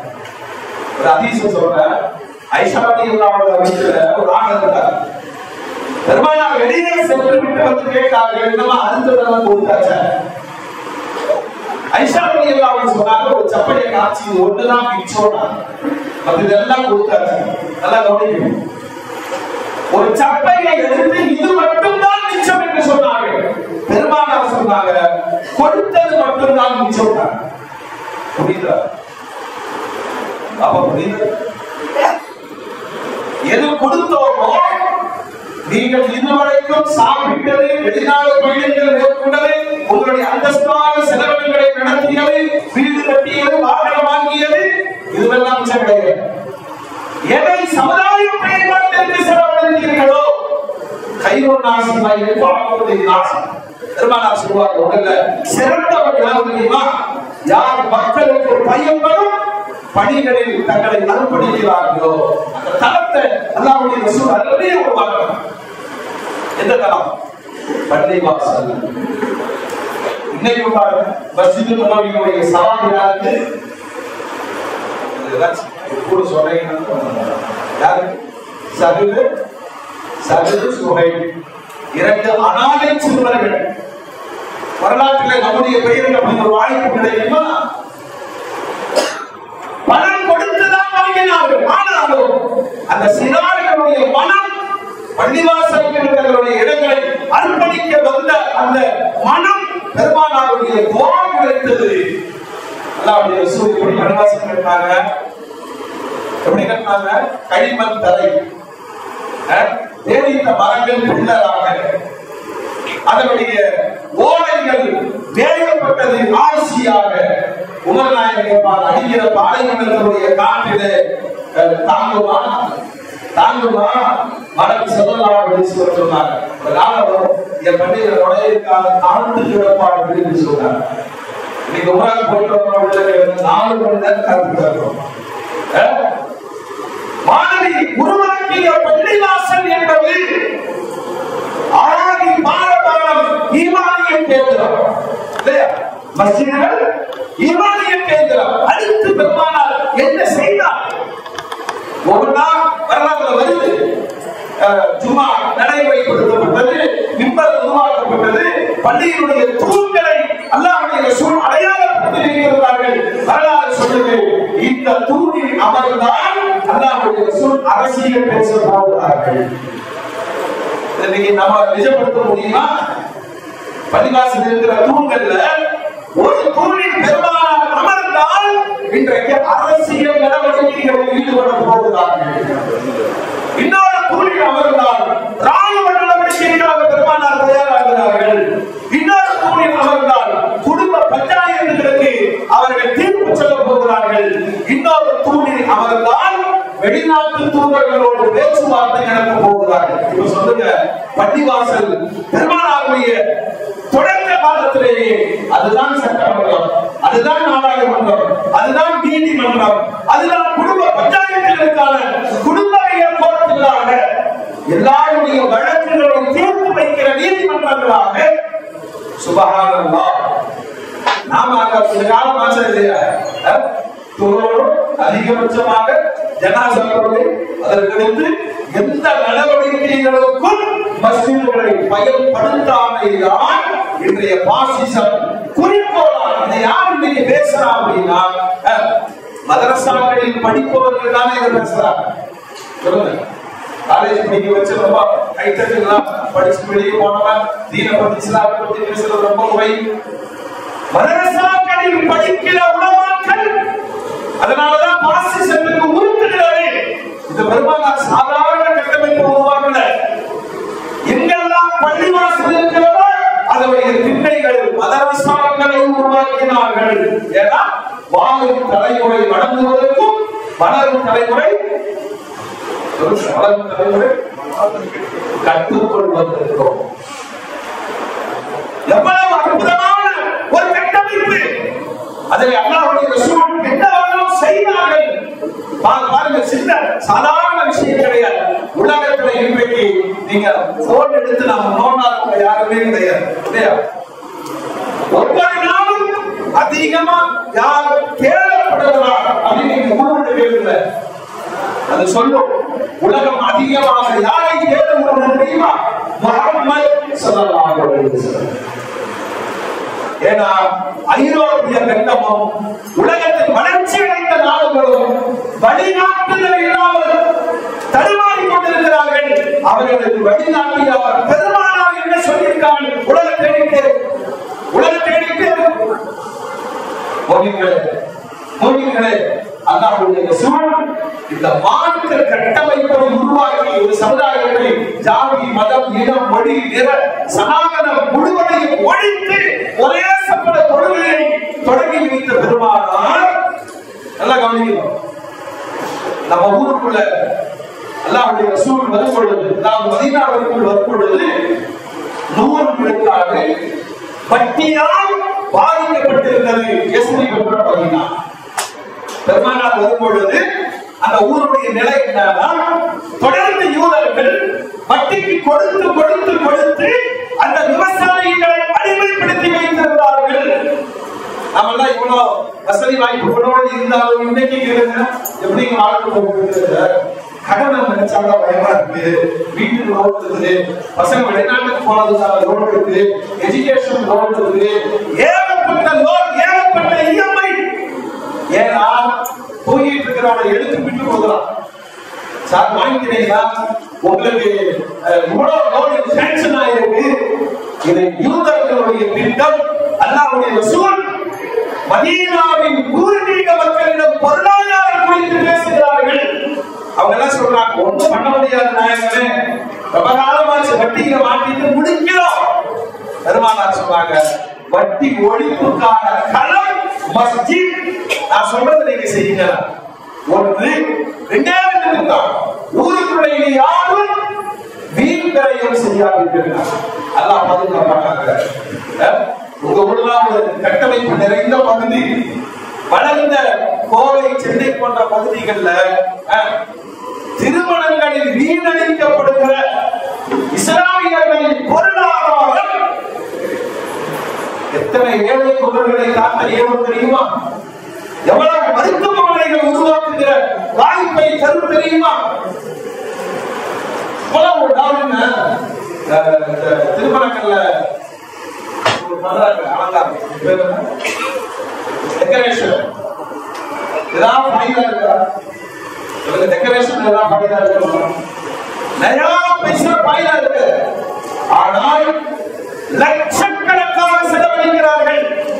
அதே மாதிரி 40 ஐட்டம் வச்சு 50 ஐட்டம் வச்சு பெருமைக்காக சாப்பாடு ஆக்கி வந்தது முழுசும் சுகர், பிபி, ஹார்ட் பிளாக், முட்டுவலி, சிக்கன் கூடாது, மட்டன் கூடாது, பீஃப் கூடாது, முட்டை கூடாது, கிரேவி கூடாது. அப்புறம் எதுக்கு நீ செஞ்ச ஒண்ணுமே தெரியாது. கடைசியில் அந்த பொருளாதார குப்பைகளில் கொட்டப்படுகிறது. அல்லாஹ்வுடைய ரசூல் சொன்னாங்க, ஒரு சமூகம் வட்டியில் இருந்து மீள வேண்டுமானால் வீண் விரயத்தை நிறுத்துங்கள் என்றார் பெருமானார். இந்த 2024 சாத்தியமாக சொல்லுங்க, சாத்தியமா சாத்தியம் இல்லை அப்படின்னு நினைச்சு ஜமாத்துல நினைத்தால் சாத்தியம். அதைத்தான் சொல்லணும். இரண்டாவது பெருமானார் சொன்னார்கள், பரஸ்பர உதவுங்கள். ஒரு தனி நபரை ஒரு மஸ்ஜிதை கட்ட முடியுமா? ஒரு தனி நபர் ஒரு ஆம்புலன்ஸ் வாங்க முடியுமா? ஒரு தனி நபர் ஒரு சமுதாயம் மேம்படுவதற்கான பொருளாதாரத்தை தர முடியுமா? யாருக்கோ எப்பொழுதாவது ஒரு முறை வாய்ப்பு எல்லோரும் சாத்தியப்படாது. ஆனால் எல்லோரும் சேர்ந்தால் பெருமானார் சொல்றாங்க, உங்கள்கிட்ட இல்லையா நீ கொடு, அவருக்கு இல்லையா நீ கொடு, பரஸ்பர உதவி செய்யுங்கள். அதுதான் அல்லாஹ்வுடைய ரசூல் அல்லாஹ்வுடைய சட்டத்தை சொன்னாங்க. ஒன்றாவது ஜகாத்தை கொடுங்கள், ஏழைகளுக்கு ஜகாத் கொடுங்கள். வெளியே வாங்குறீங்க பொருளாதார பகிர்மானம். இரண்டாவது சதக்கா கொடுங்கள். அன்லிமிட்டட் சதக்காங்கிறது அன்லிமிட்டட். யாரும் யாருக்கும் எப்படியும் கொடுக்கலாம், எதுவும் கொடுக்கலாம். மூன்றாவது ஒரு பெருநாள் என்று கூட பசித்தவன் இருக்கக்கூடாது. அதனால் பிதிர் சதக்கா கொடுங்கள். பாருங்க, அல்லாஹ்வுடைய ரசூல் வட்டி ஒழிப்பிற்காக திட்டங்கள் அருமையாக தருகிறார்கள். இதை ஏற்றுக்கொண்ட அன்சாரிகள் முதல்ல என்ன செஞ்சாங்கன்னா, வட்டி கொடுக்க வருகிற யூதனை வராதே என்று சொன்னாங்க. அவன் என்ன கேட்பான்? வட்டியை செலுத்தி பண்ண இல்லையா? வீட ஏற்றுக்கொள்ளவேமா விட்டு போனாங்க. வட்டி வாங்குவதை நிறுத்தினார்கள். முதல் வெற்றி. இரண்டாவது வெற்றி, அல்லாஹ்வுடைய ரசூல் சொல்லிக் கொடுத்ததின் பேரில் சொந்த சமுதாயத்திற்குள் பொருளாதார சுழற்சி முறை ஏற்பட்டது. ஒரே ஆள் வணங்காது. ஜகாத், சதகா, கடன் இவைகள் கொடுப்பதன் வழியாக பொருளாதார சுழற்சியை ஏற்படுத்திய பெருமானார். கஷ்டமா இருக்குங்க, கஷ்டமா இருக்கு. 10,000 ரூபாய் இருந்தா இந்த பிரச்சனை முடிச்சிடுவேன். கடன் அல்லாஹ்வுடைய ரசூல் சொன்னாங்க, தர்மத்தை விட செல்வத்தை விட சொர்க்கத்தின் வாசலில் 1க்கு 18 மடங்கு நன்மை கடனுக்கு உண்டு. ஏன்னா தர்மத்தில் ஒருவன் யாசகன் அனுப்பப்படுகிறான், கடனில் ஒருவனின் மரியாதை பேணப்படுகிறது. இன்னைக்கு யாராச்சும் கடன் கொடுப்பாங்களா? சொல்லுங்க சொல்லுங்க. சொந்த வந்த மாமா வச்ச ஜமான் யார் கேட்க? அப்படியே ஏழையாக எங்கிட்ட ஒண்ணு இல்லைங்க. இன்னும் ஆளுநர் எழுதி ஒட்டிவாங்க. காரணம் ஈடாட, கடல் வந்து நேராட, வாங்கியவன் கொண்டாட, நாளைக்கு திண்டாட. பிளீஸ் டோன்ட் கடன். சொல்லுங்க, கடன் அன்பை குறிக்கும், கடன் சில நேரங்களில் எழுப்பையும் குறிக்கும். உண்மையா இல்லையா? சரி, சில நேரம் என்ன சொல்றாங்க தெரியுமா? 5000 ரூபாய் கேட்கிறாங்க, அது சொந்தத்தை பாதிக்கும், அதனால 500 ரூபாய் வச்சுக்கணும். அவனை பிச்சைக்காரனாக ஆக்குவது அல்லாஹ்வுடைய ரசூல் மஸ்ஜிதில் களப்பணியை தொடங்கிய பெருமானார் பொருளாதார சுழற்சி ஏற்படுத்திய பிறகு வெறும் 10 வருஷம் டார்கெட் 10 years அவ்வளவுதான். 10ஆம் ஆண்டினுடைய இறுதியிலே வட்டி வரவு செலவு 100 விழுக்காடு ஒழிக்கப்பட்டது. ஜகாத்தை கொடுத்தால் வாங்குவதற்கான ஏழைகள் இல்லை. இது எங்க சாத்தியப்பட்ட விஷயம்? அப்ப சொல்லுங்க, எங்க சாத்தியப்பட்டது? பள்ளிவாசலில் ஜமாத்துகளில் அதான் சொல்றாங்க. ஜமாத்துகளில் சாத்தியப்பட்டது. பாருங்க, உமர் ரலியல்லாஹு பெருமானார் கேட்கிறாங்க, யா ரசூலல்லாஹ், நல்ல பொருளாதார பெருக்கங்கள் ஏற்பட்டது. எனக்கு புதியமான தோட்டத்தை நான் அல்லாஹ்விற்காக வக்ஃப் செய்கிறேன். இந்தியாவில படிச்ச இளைஞர்கள் உட்கார்ந்து கணக்கு எடுத்தீங்கன்னா, நம்ம சமுதாயத்தை பொறுத்த வகையிலும் பள்ளிவாசல்களை நடத்தவோ, மதரசாக்களை நடத்தவோ, ஈதுகா மைதானங்களை பாதுகாக்கவோ, கபிரிஸ்தான்களாக இடங்கள் கோரவோ, இந்த சமூகத்தின் விதவை பெண்களுக்கான உதவியோ, அல்லது மாற்றுத்திறனாளிகள் அல்லது குறுந்தொடை முனையக்கூடியவர்கள், வெளிநாட்டு வேலை வாய்ப்புகளை தேடக்கூடியவர்கள், இப்படின்னு அரசாங்கத்திடம் எதிர்பார்க்காத அத்தனை பொருளாதாரத்தையும் நம்முடைய முன்னோர்கள் வக்ஃப் செய்து வைத்து விட்டு போயிருக்கிறார்கள். வக்ஃப் போட்டு நம்ம எது கிடையாது. மேலும் சொல்லுங்க, என்னுடைய தாக்கனம், என்னுடைய அர்ப்பணம், என்னுடைய முப்பாட்டம், என்னுடைய முன்னோர்கள் ஒவ்வொருவர்களையும் வக்ஃபுக்காக செய்து வைத்த 10,000 கோடி அது இருந்தாலே இந்த சமூகத்தினுடைய அந்தந்த ஜமாத்தினுடைய பொதுப்பணிகள் இலகுவாக சாதித்து விட முடியும். வக்ஃபுகள் குறித்தும் நமக்கு அறிவில்லை. உண்மைதானே? உமர் ரலியல்லாஹு சொன்னாங்க, தோட்டத்தை நான் வக்ஃப் செய்ய போறேன். பாருங்க, பெருமானாருடைய வழிகாட்டுதல் எப்படிப்பட்டதுதான் அல்லாஹ்வுடைய ரசூல் சொன்னாங்க, வேண்டாம் உமரே, வேண்டாம், தோட்டத்தை நீங்க வச்சுங்க, தோட்டத்தை நீங்கள் வைத்துக் கொள்ளுங்கள், அதனுடைய பயன்பாட்டை வகுப்பு செய்யுங்கள். அதனுடைய எவ்வளவு காலம் அப்போ சமுதாயத்தின் சொத்தாக வக்ஃப் செய்யப்பட்ட அந்த தோட்டம் அதனுடைய பயன்பாடு நிறைய பயனாளிகளுக்கு போய் சேருகிறது. மதீனாவில் கடுமையான நீர் பஞ்சம். அல்லாஹ்வுடைய ரசூல் கேட்டாங்க, மதீனாவின் பஞ்சம் தீர்ப்பவர் யார்? உலகத்துல சிறந்த தர்மம் நீர் தர்மம் இல்லையா? ஒரு தண்ணிக்கு இன்னைக்கெல்லாம் ஒரு டீ கடை தண்ணி போகுதுன்னு கேட்க முடியுமா? தண்ணி இலவசம் என்பது உலகத்தில் எதுவுமே கிடையாது. குறைந்தபட்சம் 10 ரூபாய், குறைந்தபட்சம். அதுவும் 20 ரூபாய் கொடுத்து வாங்குற ரயில் தண்ணி நம்ம கண்ணு முன்னாடியே ரயில்வே ஸ்டேஷன்ல பிடிச்சு கொடுக்குறாங்க. நம்மள மாதிரி பைத்தியக்காரங்க யாரும் இருக்க முடியும் சொல்லுங்க? மோதின் கிடையாது. கேட்டவுடன் வாங்கி கொடுத்தார்கள். அதற்கு உஸ்மான் ரலியல்லாஹு அன்ஹு அந்த மனச பள்ளிவாசலை வைத்து கடற்பணியை பெருமானார் தொடங்கிய துணையும் இதெல்லாம் எதுல சேர சொல்லுங்க? அல்லாஹ் ரசூல் சொல்றாங்க, நீ மௌத்தாயிட்டேனா எல்லா தொடர்புகளும் முடிஞ்சு போச்சுன்றாங்க. எந்த தொடர்பும் இருக்காது. யாரும் சொல்றாங்களா? ஆட்சியர் வந்து கொடுத்திருக்கிறார், டாக்டர் வர்றாரு, இன்ஜினியர் வர்றாரு, சேர்மன் வர்றாரு, என்னங்க சொல்லுவாங்க? ஜனாசா வருதுன்னு முடிஞ்சதா? முடிஞ்சதா? இருக்கிற வரைக்கும் நாம பேசுற பேச்சு சுபஹானல்லாஹ் இந்த பொருள்ல கோச்சுக்கிறார். எதுக்கு இங்க கோச்சுக்கிறாருன்னா பள்ளிக்கு வர்றதுக்கு கோச்சுக்கிறார். அப்படி அறியாமையா இல்லையா? மாணவி ஸல்லல்லாஹு அலைஹி வஸல்லம் சொல்கிறார்கள், நீங்கள் மரணித்து விட்டால் எல்லாம் முடிந்து விடும். இல்லாமல் சதகத்தின் ஜாரியா, நீங்க செஞ்ச நிரந்தர தர்மம். இது எங்க சாத்தியப்படும்? நிரந்தர தர்மம் செய்வதற்கான கட்டமைப்பு பள்ளிவாசல்கள் தான் அல்லாஹ்வுடைய ரசூல் உருவாக்குறாங்க. பள்ளிவாசலில் இருப்பதுதான் பாதுகாப்பு, அதுதான் பொது உடைமை சித்தாந்தம். உஸ்மான் நாயகம் கேட்ட உடனே அந்த கிணறு வாங்கி கொடுக்குறாங்க. ரொம்ப போராட்டமா போச்சு. எப்படின்னா, யூதனோட கிணறு அவர்கிட்ட போய் கேட்டாரு, சொல்றாங்க இவ்வளவு காசு கொடுத்து வாங்கிக்கணும், ஆனா தண்ணி எனக்கு சொந்தம். கிணறு வித்தற, ஆனா தண்ணி எனக்கு சொல்றாங்க. என்ன வித்தியாசமான வியாபாரம் இருக்கு? உஸ்மான் நாயகம் சரிட்டாங்க, முழு காசு கொடுத்துறேன்.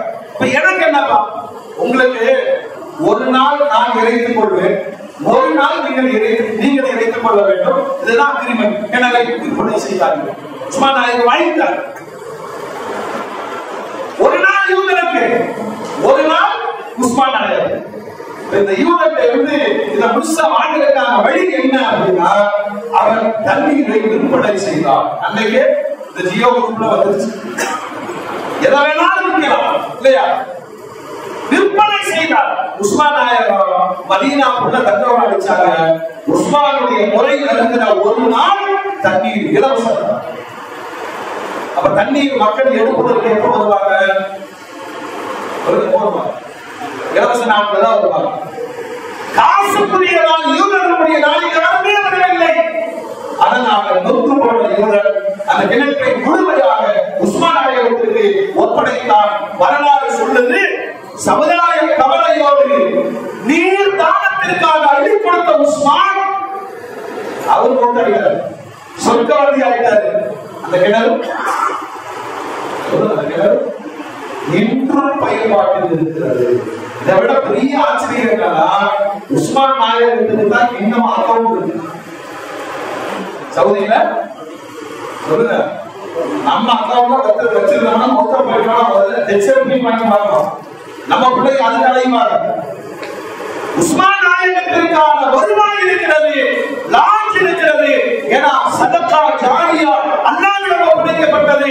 சமூக பணிகளுக்காக செலவிடப்படுகிற எந்த பொருளாதாரமும் வீணாகாது.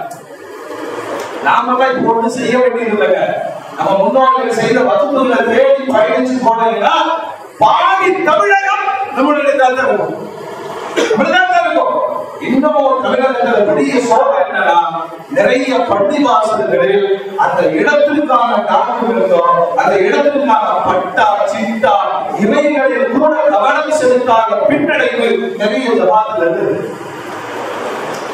ஏன்னா யார் கிடைக்கிறது, யாரு ஃபர்ஸ்ட் சந்தாக்கிற போறது, இந்த போட்டியிலே என்ன இருக்குது, டாக்குமெண்ட் வச்சு போயிட்டு. நான் சொல்வது உண்மை. இந்த சமூகம் பயன் பெறட்டும் என்று பழைய காலத்தில் வாழ்ந்தவங்க 2 வீடு வச்சிருந்தாங்கன்னா ஒரு வீடு வசூல் செய்து விட்டு போனாங்க. பள்ளிக்கு பயன்படுத்தும், ஏழைகளுக்கு பயன்படுத்தும்.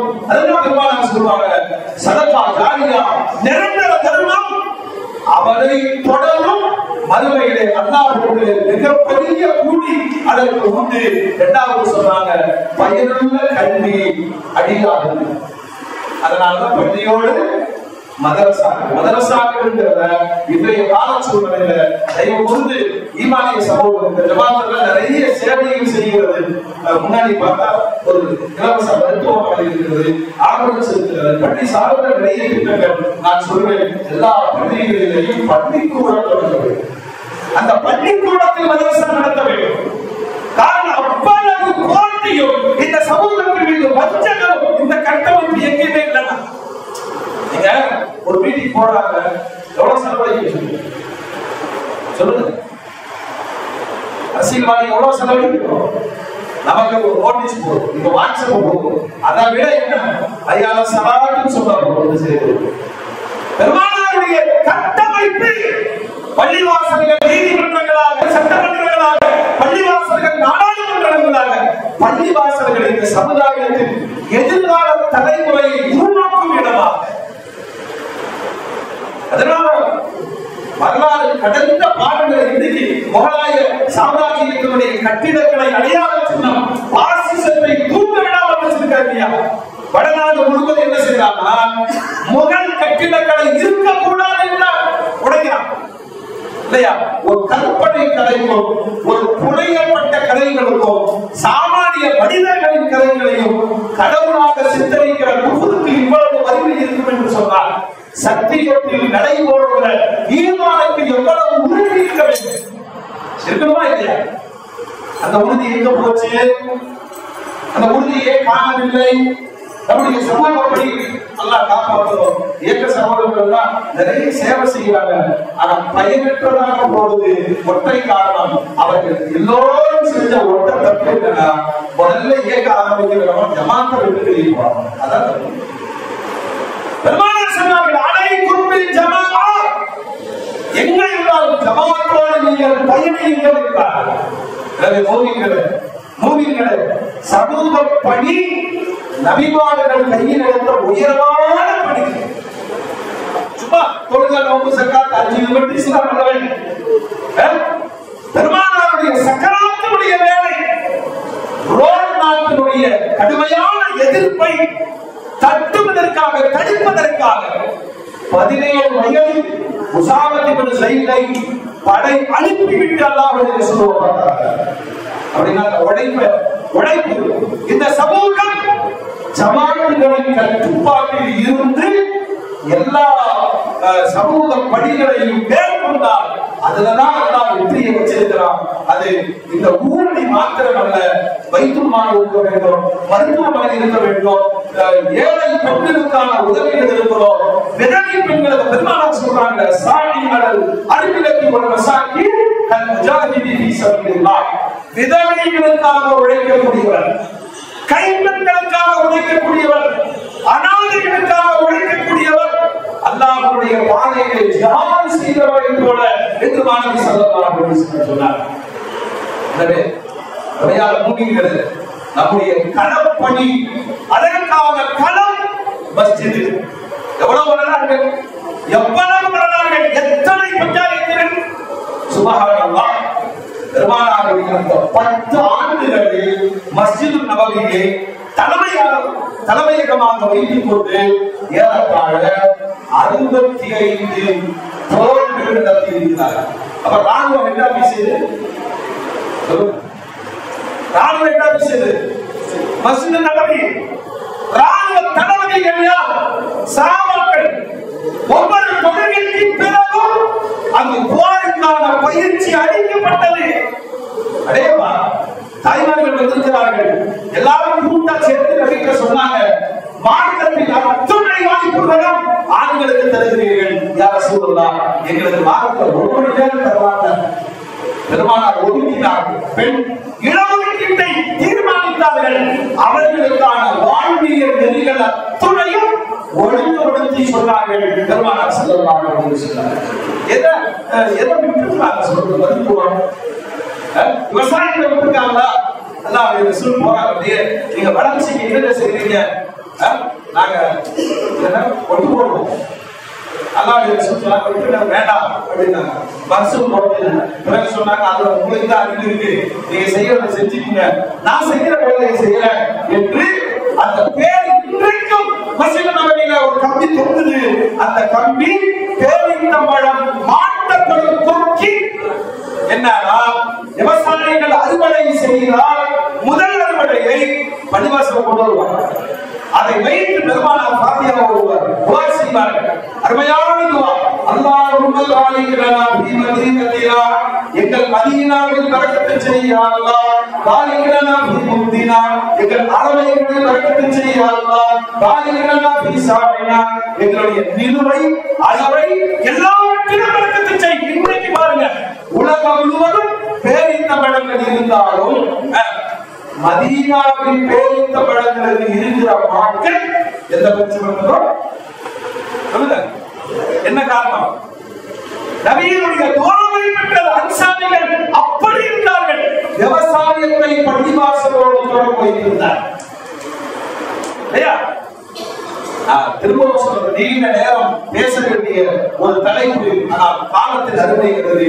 நான் சொல்லுவேன், இமாம் கசாலி ரஹ்மத்துல்லாஹி அலைஹி பல நூற்றாண்டுகளுக்கு முன்பு அவர் சொன்னாங்க, அவர்கள் வாழ்கிற காலத்துல சமமான பிரச்சனைகள் தெரியாத உட்கார்ந்து சொன்னார்கள். இன்னைக்கு நமக்கு அடிப்படை பிரச்சனை என்ன தெரியுமா? அடிப்படை பிரச்சனை என்ன தெரியுமா? நீங்கள் நிம்மதியாக வாழ்வதாக நீங்கள் ஏமாற்றிக் கொண்டிருக்கிறீர்கள். அதான் குஜராத்தில் நடந்தது, மேற்குவங்கத்தில் நடந்தது, உத்தரகாண்டில் நடந்தது. இந்த தமிழகத்தில் சம்பவிக்காது எங்களுக்கு என்ன உத்தரவாதம்? காசு, என்னுடைய செல்வாக்கு, நாம் பயணிக்கிற அரசியல் கட்சி எல்லாம் கைவிடும். நமக்கு ஒரே ஒரு பாதுகாப்பு அல்லாஹ் மட்டும்தான்.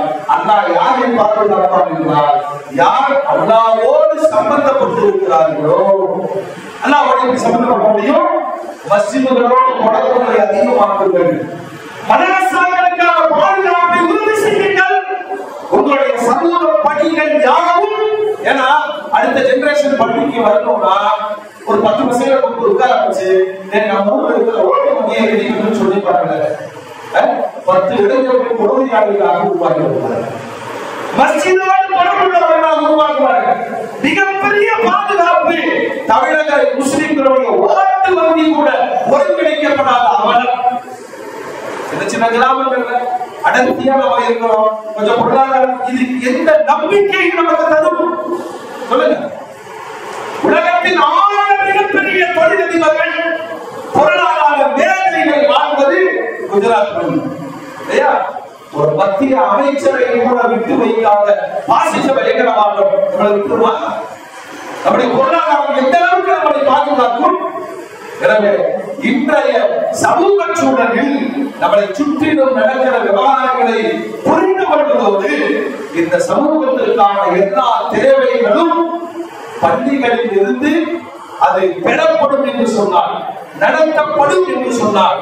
எல்லா இடத்திலும் அல்லாஹ்வுடைய உதவி இந்த சமூகத்திற்கு வந்து சேரும் என்பதில் எந்த மாற்றமும் கிடையாது. 2 விஷயங்கள் பெருமானார் மிக தெளிவாக சொன்னார். பள்ளிவாசல், அதனுடைய வாசலில் மதரசா.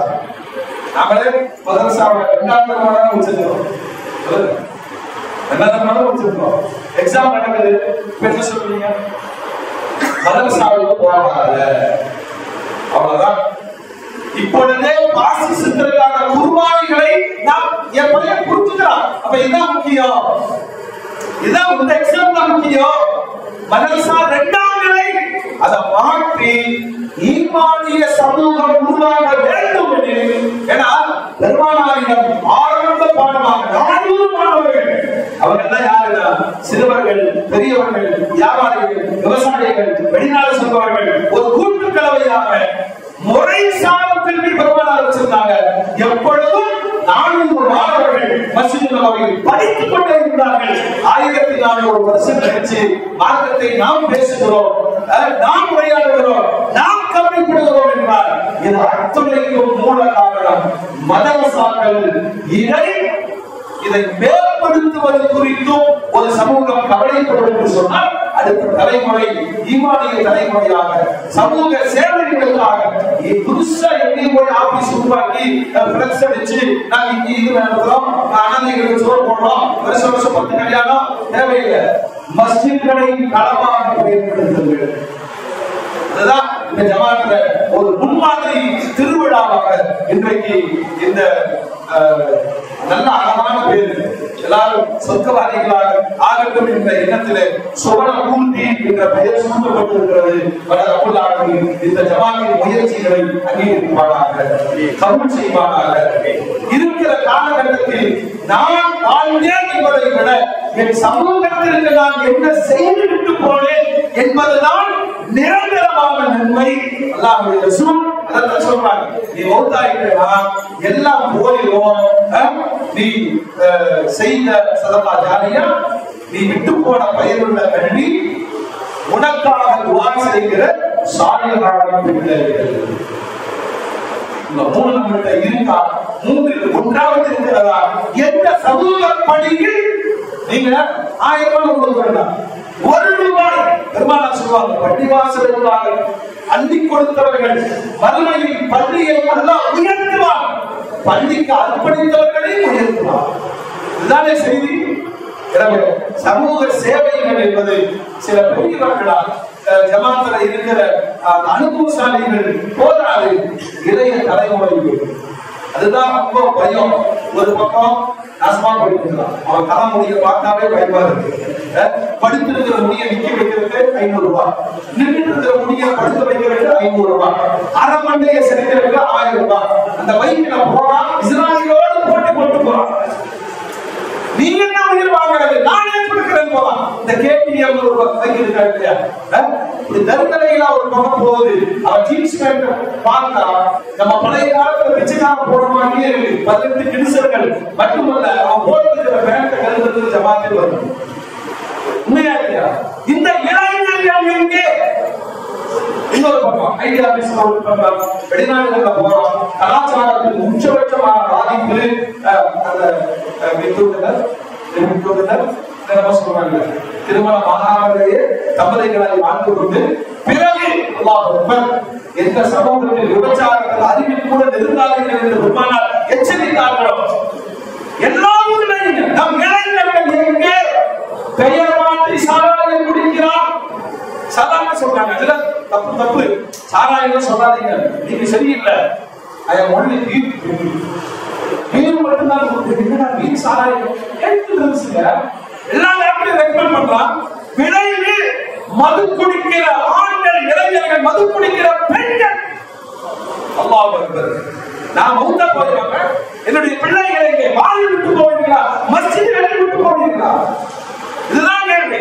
நாம எல்லாம் மௌத்தாடிடுவோம். என் பிள்ளைகளை இங்கே அவன் நடனமாடி கொண்டிருக்கிறான், அவன் நடனமாடி இருக்கிறான், வாழ்ந்து இருக்கிறான், அந்நிய பெண்ணாய் ஹலால் இல்லாமல் வாழ்கிறான். பாவத்தின் சூழல்கள் அத்துணையும் என் இளைஞர்களின் கையில கொடுத்துட்டு என்னுடைய வயோதிகத்தை நான் பள்ளியில் உட்கார்ந்துருக்கிறதுனால அடுத்த தலைமுறைக்கு கொடுப்போம். 14 நூற்றாண்டு, ஒவ்வொரு நூற்றாண்டிலேயும் இந்த சமுதாயம் அடுத்த நூற்றாண்டுக்கான ஆட்களை தயார் செய்து வச்சது. நான் கேட்கிறேன், உலகத்தின் ஜமாத்து, பாரம்பரியமான ஜமாத்து, நம்ம அடுத்த தலைமுறைகளுக்கு யாரை நாம் வைத்திருக்கிறோம் என்ற கவலை இந்த ஊர் மட்டுமல்ல, எல்லா ஊரிலேயும் இளைஞர்களை காணவில்லை. அவரை டாக்டர் அடிக்கிறாங்க,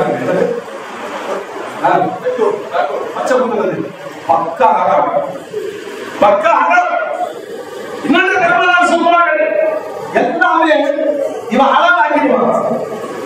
தாவத்தை அடுத்த தலைமுறைக்கு சொல்லணும். ஒரு விபச்சாரி விபச்சாரம் செய்கிற பொழுது அவரிடத்தில் ஈமான் இருக்காது பெருமானார் சொன்னார். விபச்சார பாவம் நடக்கும் பொழுது ஈமான் விலகி போய்விடும். ஒரு கால் இறந்து போயிட்டாங்க, எல்லாம் பாதுகாப்பாங்க. ஈமான் இல்லாமல் செலுத்துகிற நிலை இந்த தலைமுறைக்கு உருவாக. சரி, ஆடம்பரமா பழகும் திருடலாம்.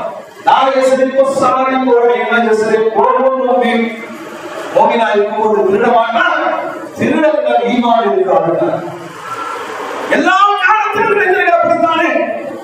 பெருமானார்ல சபையில ஒரு பையன் வந்தாங்க, பசங்க நல்லதே பயமா இருக்கு.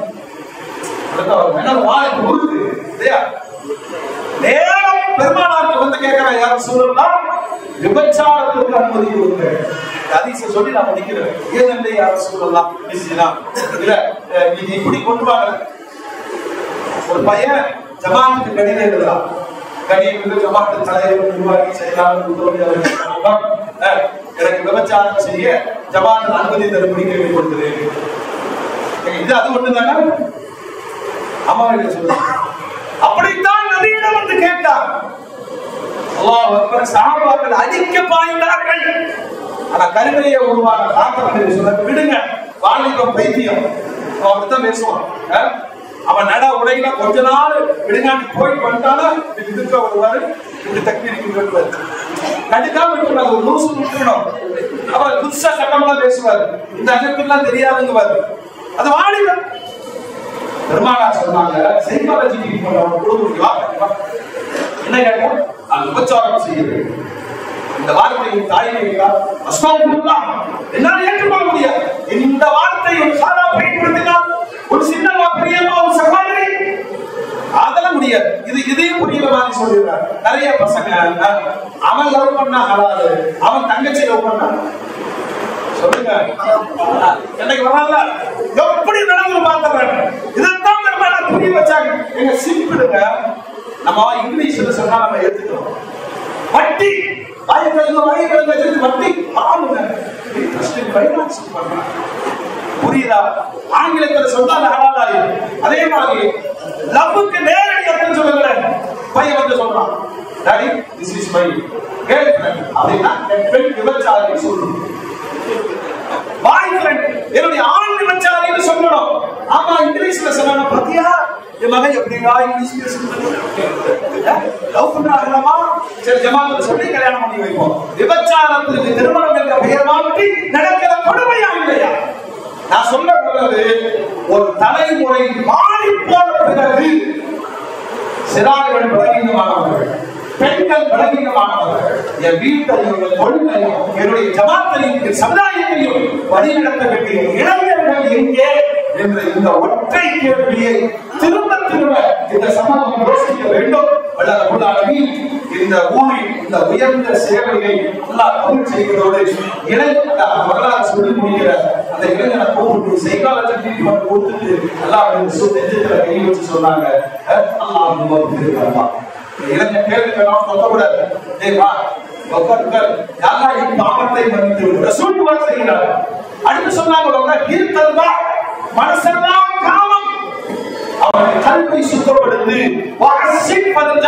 அவருடைய உயிர் உறுப்பை பாதுகாத்து விடு. பெருமானார் துவா செஞ்சு நெஞ்சில கை வச்சு அனுப்பிச்சு விட்டாங்க. அதிசை அறிவிக்கக்கூடிய அறிவிப்பாளர் சொல்லுகிறார், அந்த இளைஞனை நான் பின்தொடர்ந்து பார்த்தேன், என்ன செய்கிறார் என்று பலன் எடுத்த பின்னால் செய்யும் போது பெருமானாருடைய சைக்காலஜி ட்ரீட்மெண்ட், பெருமானாருடைய துவாரத்துக்கு பிறகு அந்த இளைஞன் பெண் மோகத்திலிருந்து விடுவிக்கப்பட்டவனாய் எந்த பெண்ணையும் நேரெடுத்து பார்க்காத பரிசுத்தமான இளைஞனாக அவர் வாழ்ந்தார். பெருமானார் தன்னை சுற்றிலும் இளைஞர்களை வைத்து நிறைய பிராக்டிஸ் பயிற்சிகள் கொடுத்தார்கள். ஏனால் அடுத்த தலைமுறையை வழிநடத்த வேண்டியது அவர்கள் என்பதை பெருமானார் உலகத்திற்கு சொன்னார்கள். எனவே சமுதாய சேவையில் யார் செய்ய வேண்டுமோ அந்த களப்பணியாளர்களை அடையாளம் கண்டு அவர்கள் தொழுகையாளர்களாக தத்துவமுடையவர்களாக நம் குடும்பத்திற்கும் சமுதாயத்திற்கும் பயன்படக்கூடிய மக்களாக சேவை செய்வதை மிகச் சிறந்த சேவை என்பதை வலியுறுத்தி வாய்ப்பளித்த இந்த ஜாமியா மஸ்ஜிதுடைய தலைவர் செயலாளர் முதல்வரின் நிர்வாகிகள் உலகமாக அனைவருக்கும் நன்றி கூறி நிறைவு செய்கிறேன். அஸ்ஸலாமு அலைக்கும் வரஹ்மத்துல்லாஹி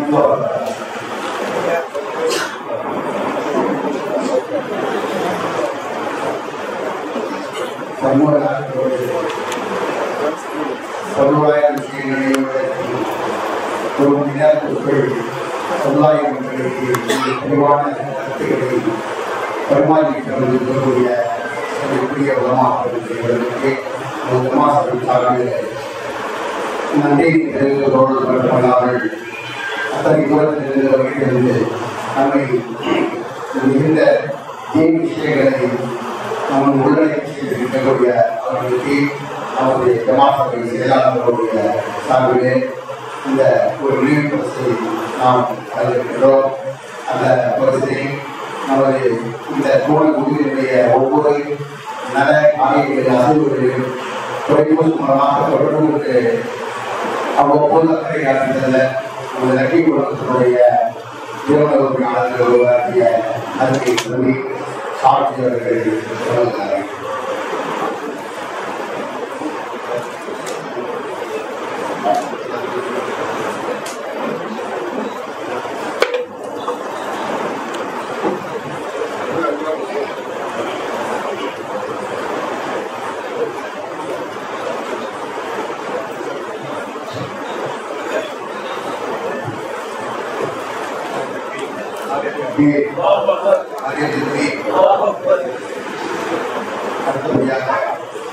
இந்த சோழிக்குடியுடைய காரியங்களுக்கு வெளியே இருந்து தன்னுடைய ஆலோசனை வழங்குகின்ற நமது ஊருடைய மூத்த இமாம் காலம் சென்ற இஸ்தபாத்திற்குரிய அன்னார் இவ்வாறு அவர்களுக்கு அவருடைய சார்பில் அந்த நினைவுபடுத்தி அவர் அனைவர்களை பெற்றுக் கொள்கிறார்கள். அதனுடைய நிர்வாகிகள் மனிதத்துறை அண்ணன் பாலன் ஜெயலலிதா அவர்கள் சொல்லுகிறார்கள்.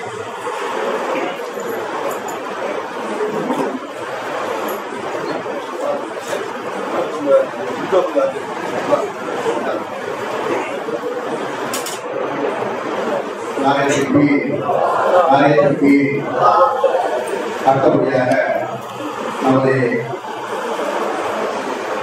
மண்ணின் இஸ்லாமிய கலாச்சார பிரிவுடைய தலைவருமாகிய அவர்களின் குழுவுக்கு முன்பாக இந்த நிகழ்ச்சியை இவ்வளவு சிறப்பாக ஏற்பாடு செய்து இங்கே வெளியிட்டிருக்கின்ற அனைவரையும் நன்றி குடும்பமாக விமாசருடைய பொதுச் செயலாளர் மரியாதைக்குரிய அருமை சகோதரர் ஆலியார் ஜெயராம் ஆதிக்க அவர்களை கொண்டு நன்றி சொல்லுகிறார்.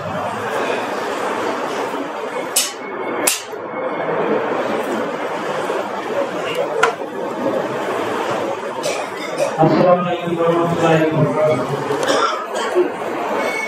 Saya ingin mengucapkan தாய்வான நிகழ்ச்சிக்கு வருகின்றது. இவை ஒன்றை இறைக்கு வாழ்தல் என்ற சிறப்பு விருதை இருக்கும் மௌலவி சுபாஷ் அப்துல் மாலிக் சலாமி அவர்களுக்கும் இந்த நிகழ்வை தலைமையேற்று நடந்து கொண்டிருக்கும் சமாஜசபை தலைவர்கள், சமாஜசபை தாக்கிய கோரிகள் மற்றும் நமது அழைப்பதை ஏற்று வட்டார சமாஜசபை பொறுப்பாளர் தலைவர் ஆகிய விசுவதி அவர்களுக்கும் சமாஜசபை தலைவர்களுக்கும் மாவட்ட சமாஜசபை நிர்வாகி அவர்களுக்கும் வட்டாரப்படை சமாஜசபை நிர்வாகிகள் மற்றும் நமது முக்கிய பிரமுகர்கள் செனட்டர்கள் நமது திமுக ஐயம்பட்டை பிரிவுகழக செயலாளர் வழக்கறிஞர் அண்ணன் அவர்களுக்கும் பாபநாசம் திமுக ஒன்றிய செயலாளர் அவதுரை உறுப்பினரும் தலைவரும் நமது ஜமாசபை உறுப்பினருமாகிய ஆசிரியர் அவர்களுக்கும் இந்த இனந்தா போட்டிக்கு பங்களித்த நமது ஐயப்பட்ட ஒற்றை சங்கத்தின் சார்பாளர் வைத்திருக்கும் தோட்டசங்கத்தின் தலைவர் நிர்வாகிகளுக்கும் ஊடகவியலாளர்கள் மற்றும் ஜமாத்தர்கள் தாய்மார்கள் கணித்திற்கு உலமாக்கள் நண்பர்கள் அனைவருக்கும் இந்த ஜமாசபை சார்பாக நன்றி தெரிவித்துக் கொள்கிறேன். நாம் இந்த வாரணத்தை சூழலை வாங்க வேண்டும் என்று சொல்லி ஆரம்பித்ததோடு அளவு தன்னுடைய பங்களிப்பாக காணாமல் தொடர்பு கொண்டார்கள். தற்போது கூட நான் உள்ளே வரும்போது என்னிடம் பகிர்ந்தார்கள். அந்த மாதிரி நமது ஜமாசபையின் பங்களிப்பாக நிறைவேற்றிருக்கிறார்கள். அதே போன்று இந்த நிகழ்விலே நமது கீழாப்பனா வீட்டு சிறுமி குழந்தைகளும் அடங்கிய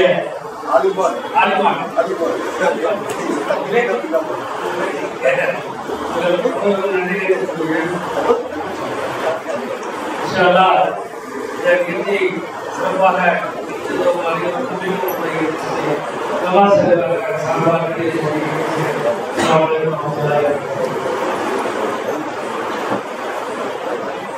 மரியாதைக்கு அமரக்கூடிய பேத்தி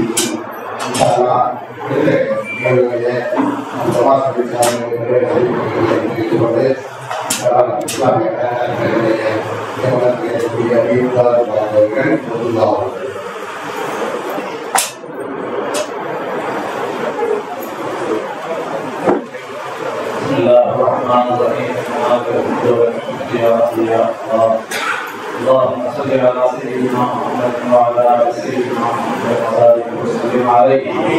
اللهم اجعل جمعنا هذا مرحوما واجعل تفرقنا بعده تفرقا معصوما. اللهم لا تفرق جمعنا هذا الا بذنب مغفور وسعي مشكور وعمل تقبل مبروك يا ارحم الراحمين. ربنا تقبل منا انك انت السميع العليم وتب علينا انك انت التواب الرحيم. ربنا اتنا في الدنيا حسنه وفي الاخره حسنه وقنا عذاب النار. صلى الله تعالى وسلم على خير خلقه سيدنا محمد وآله وصحبه. الحمد لله صلى الله عليه وسلم.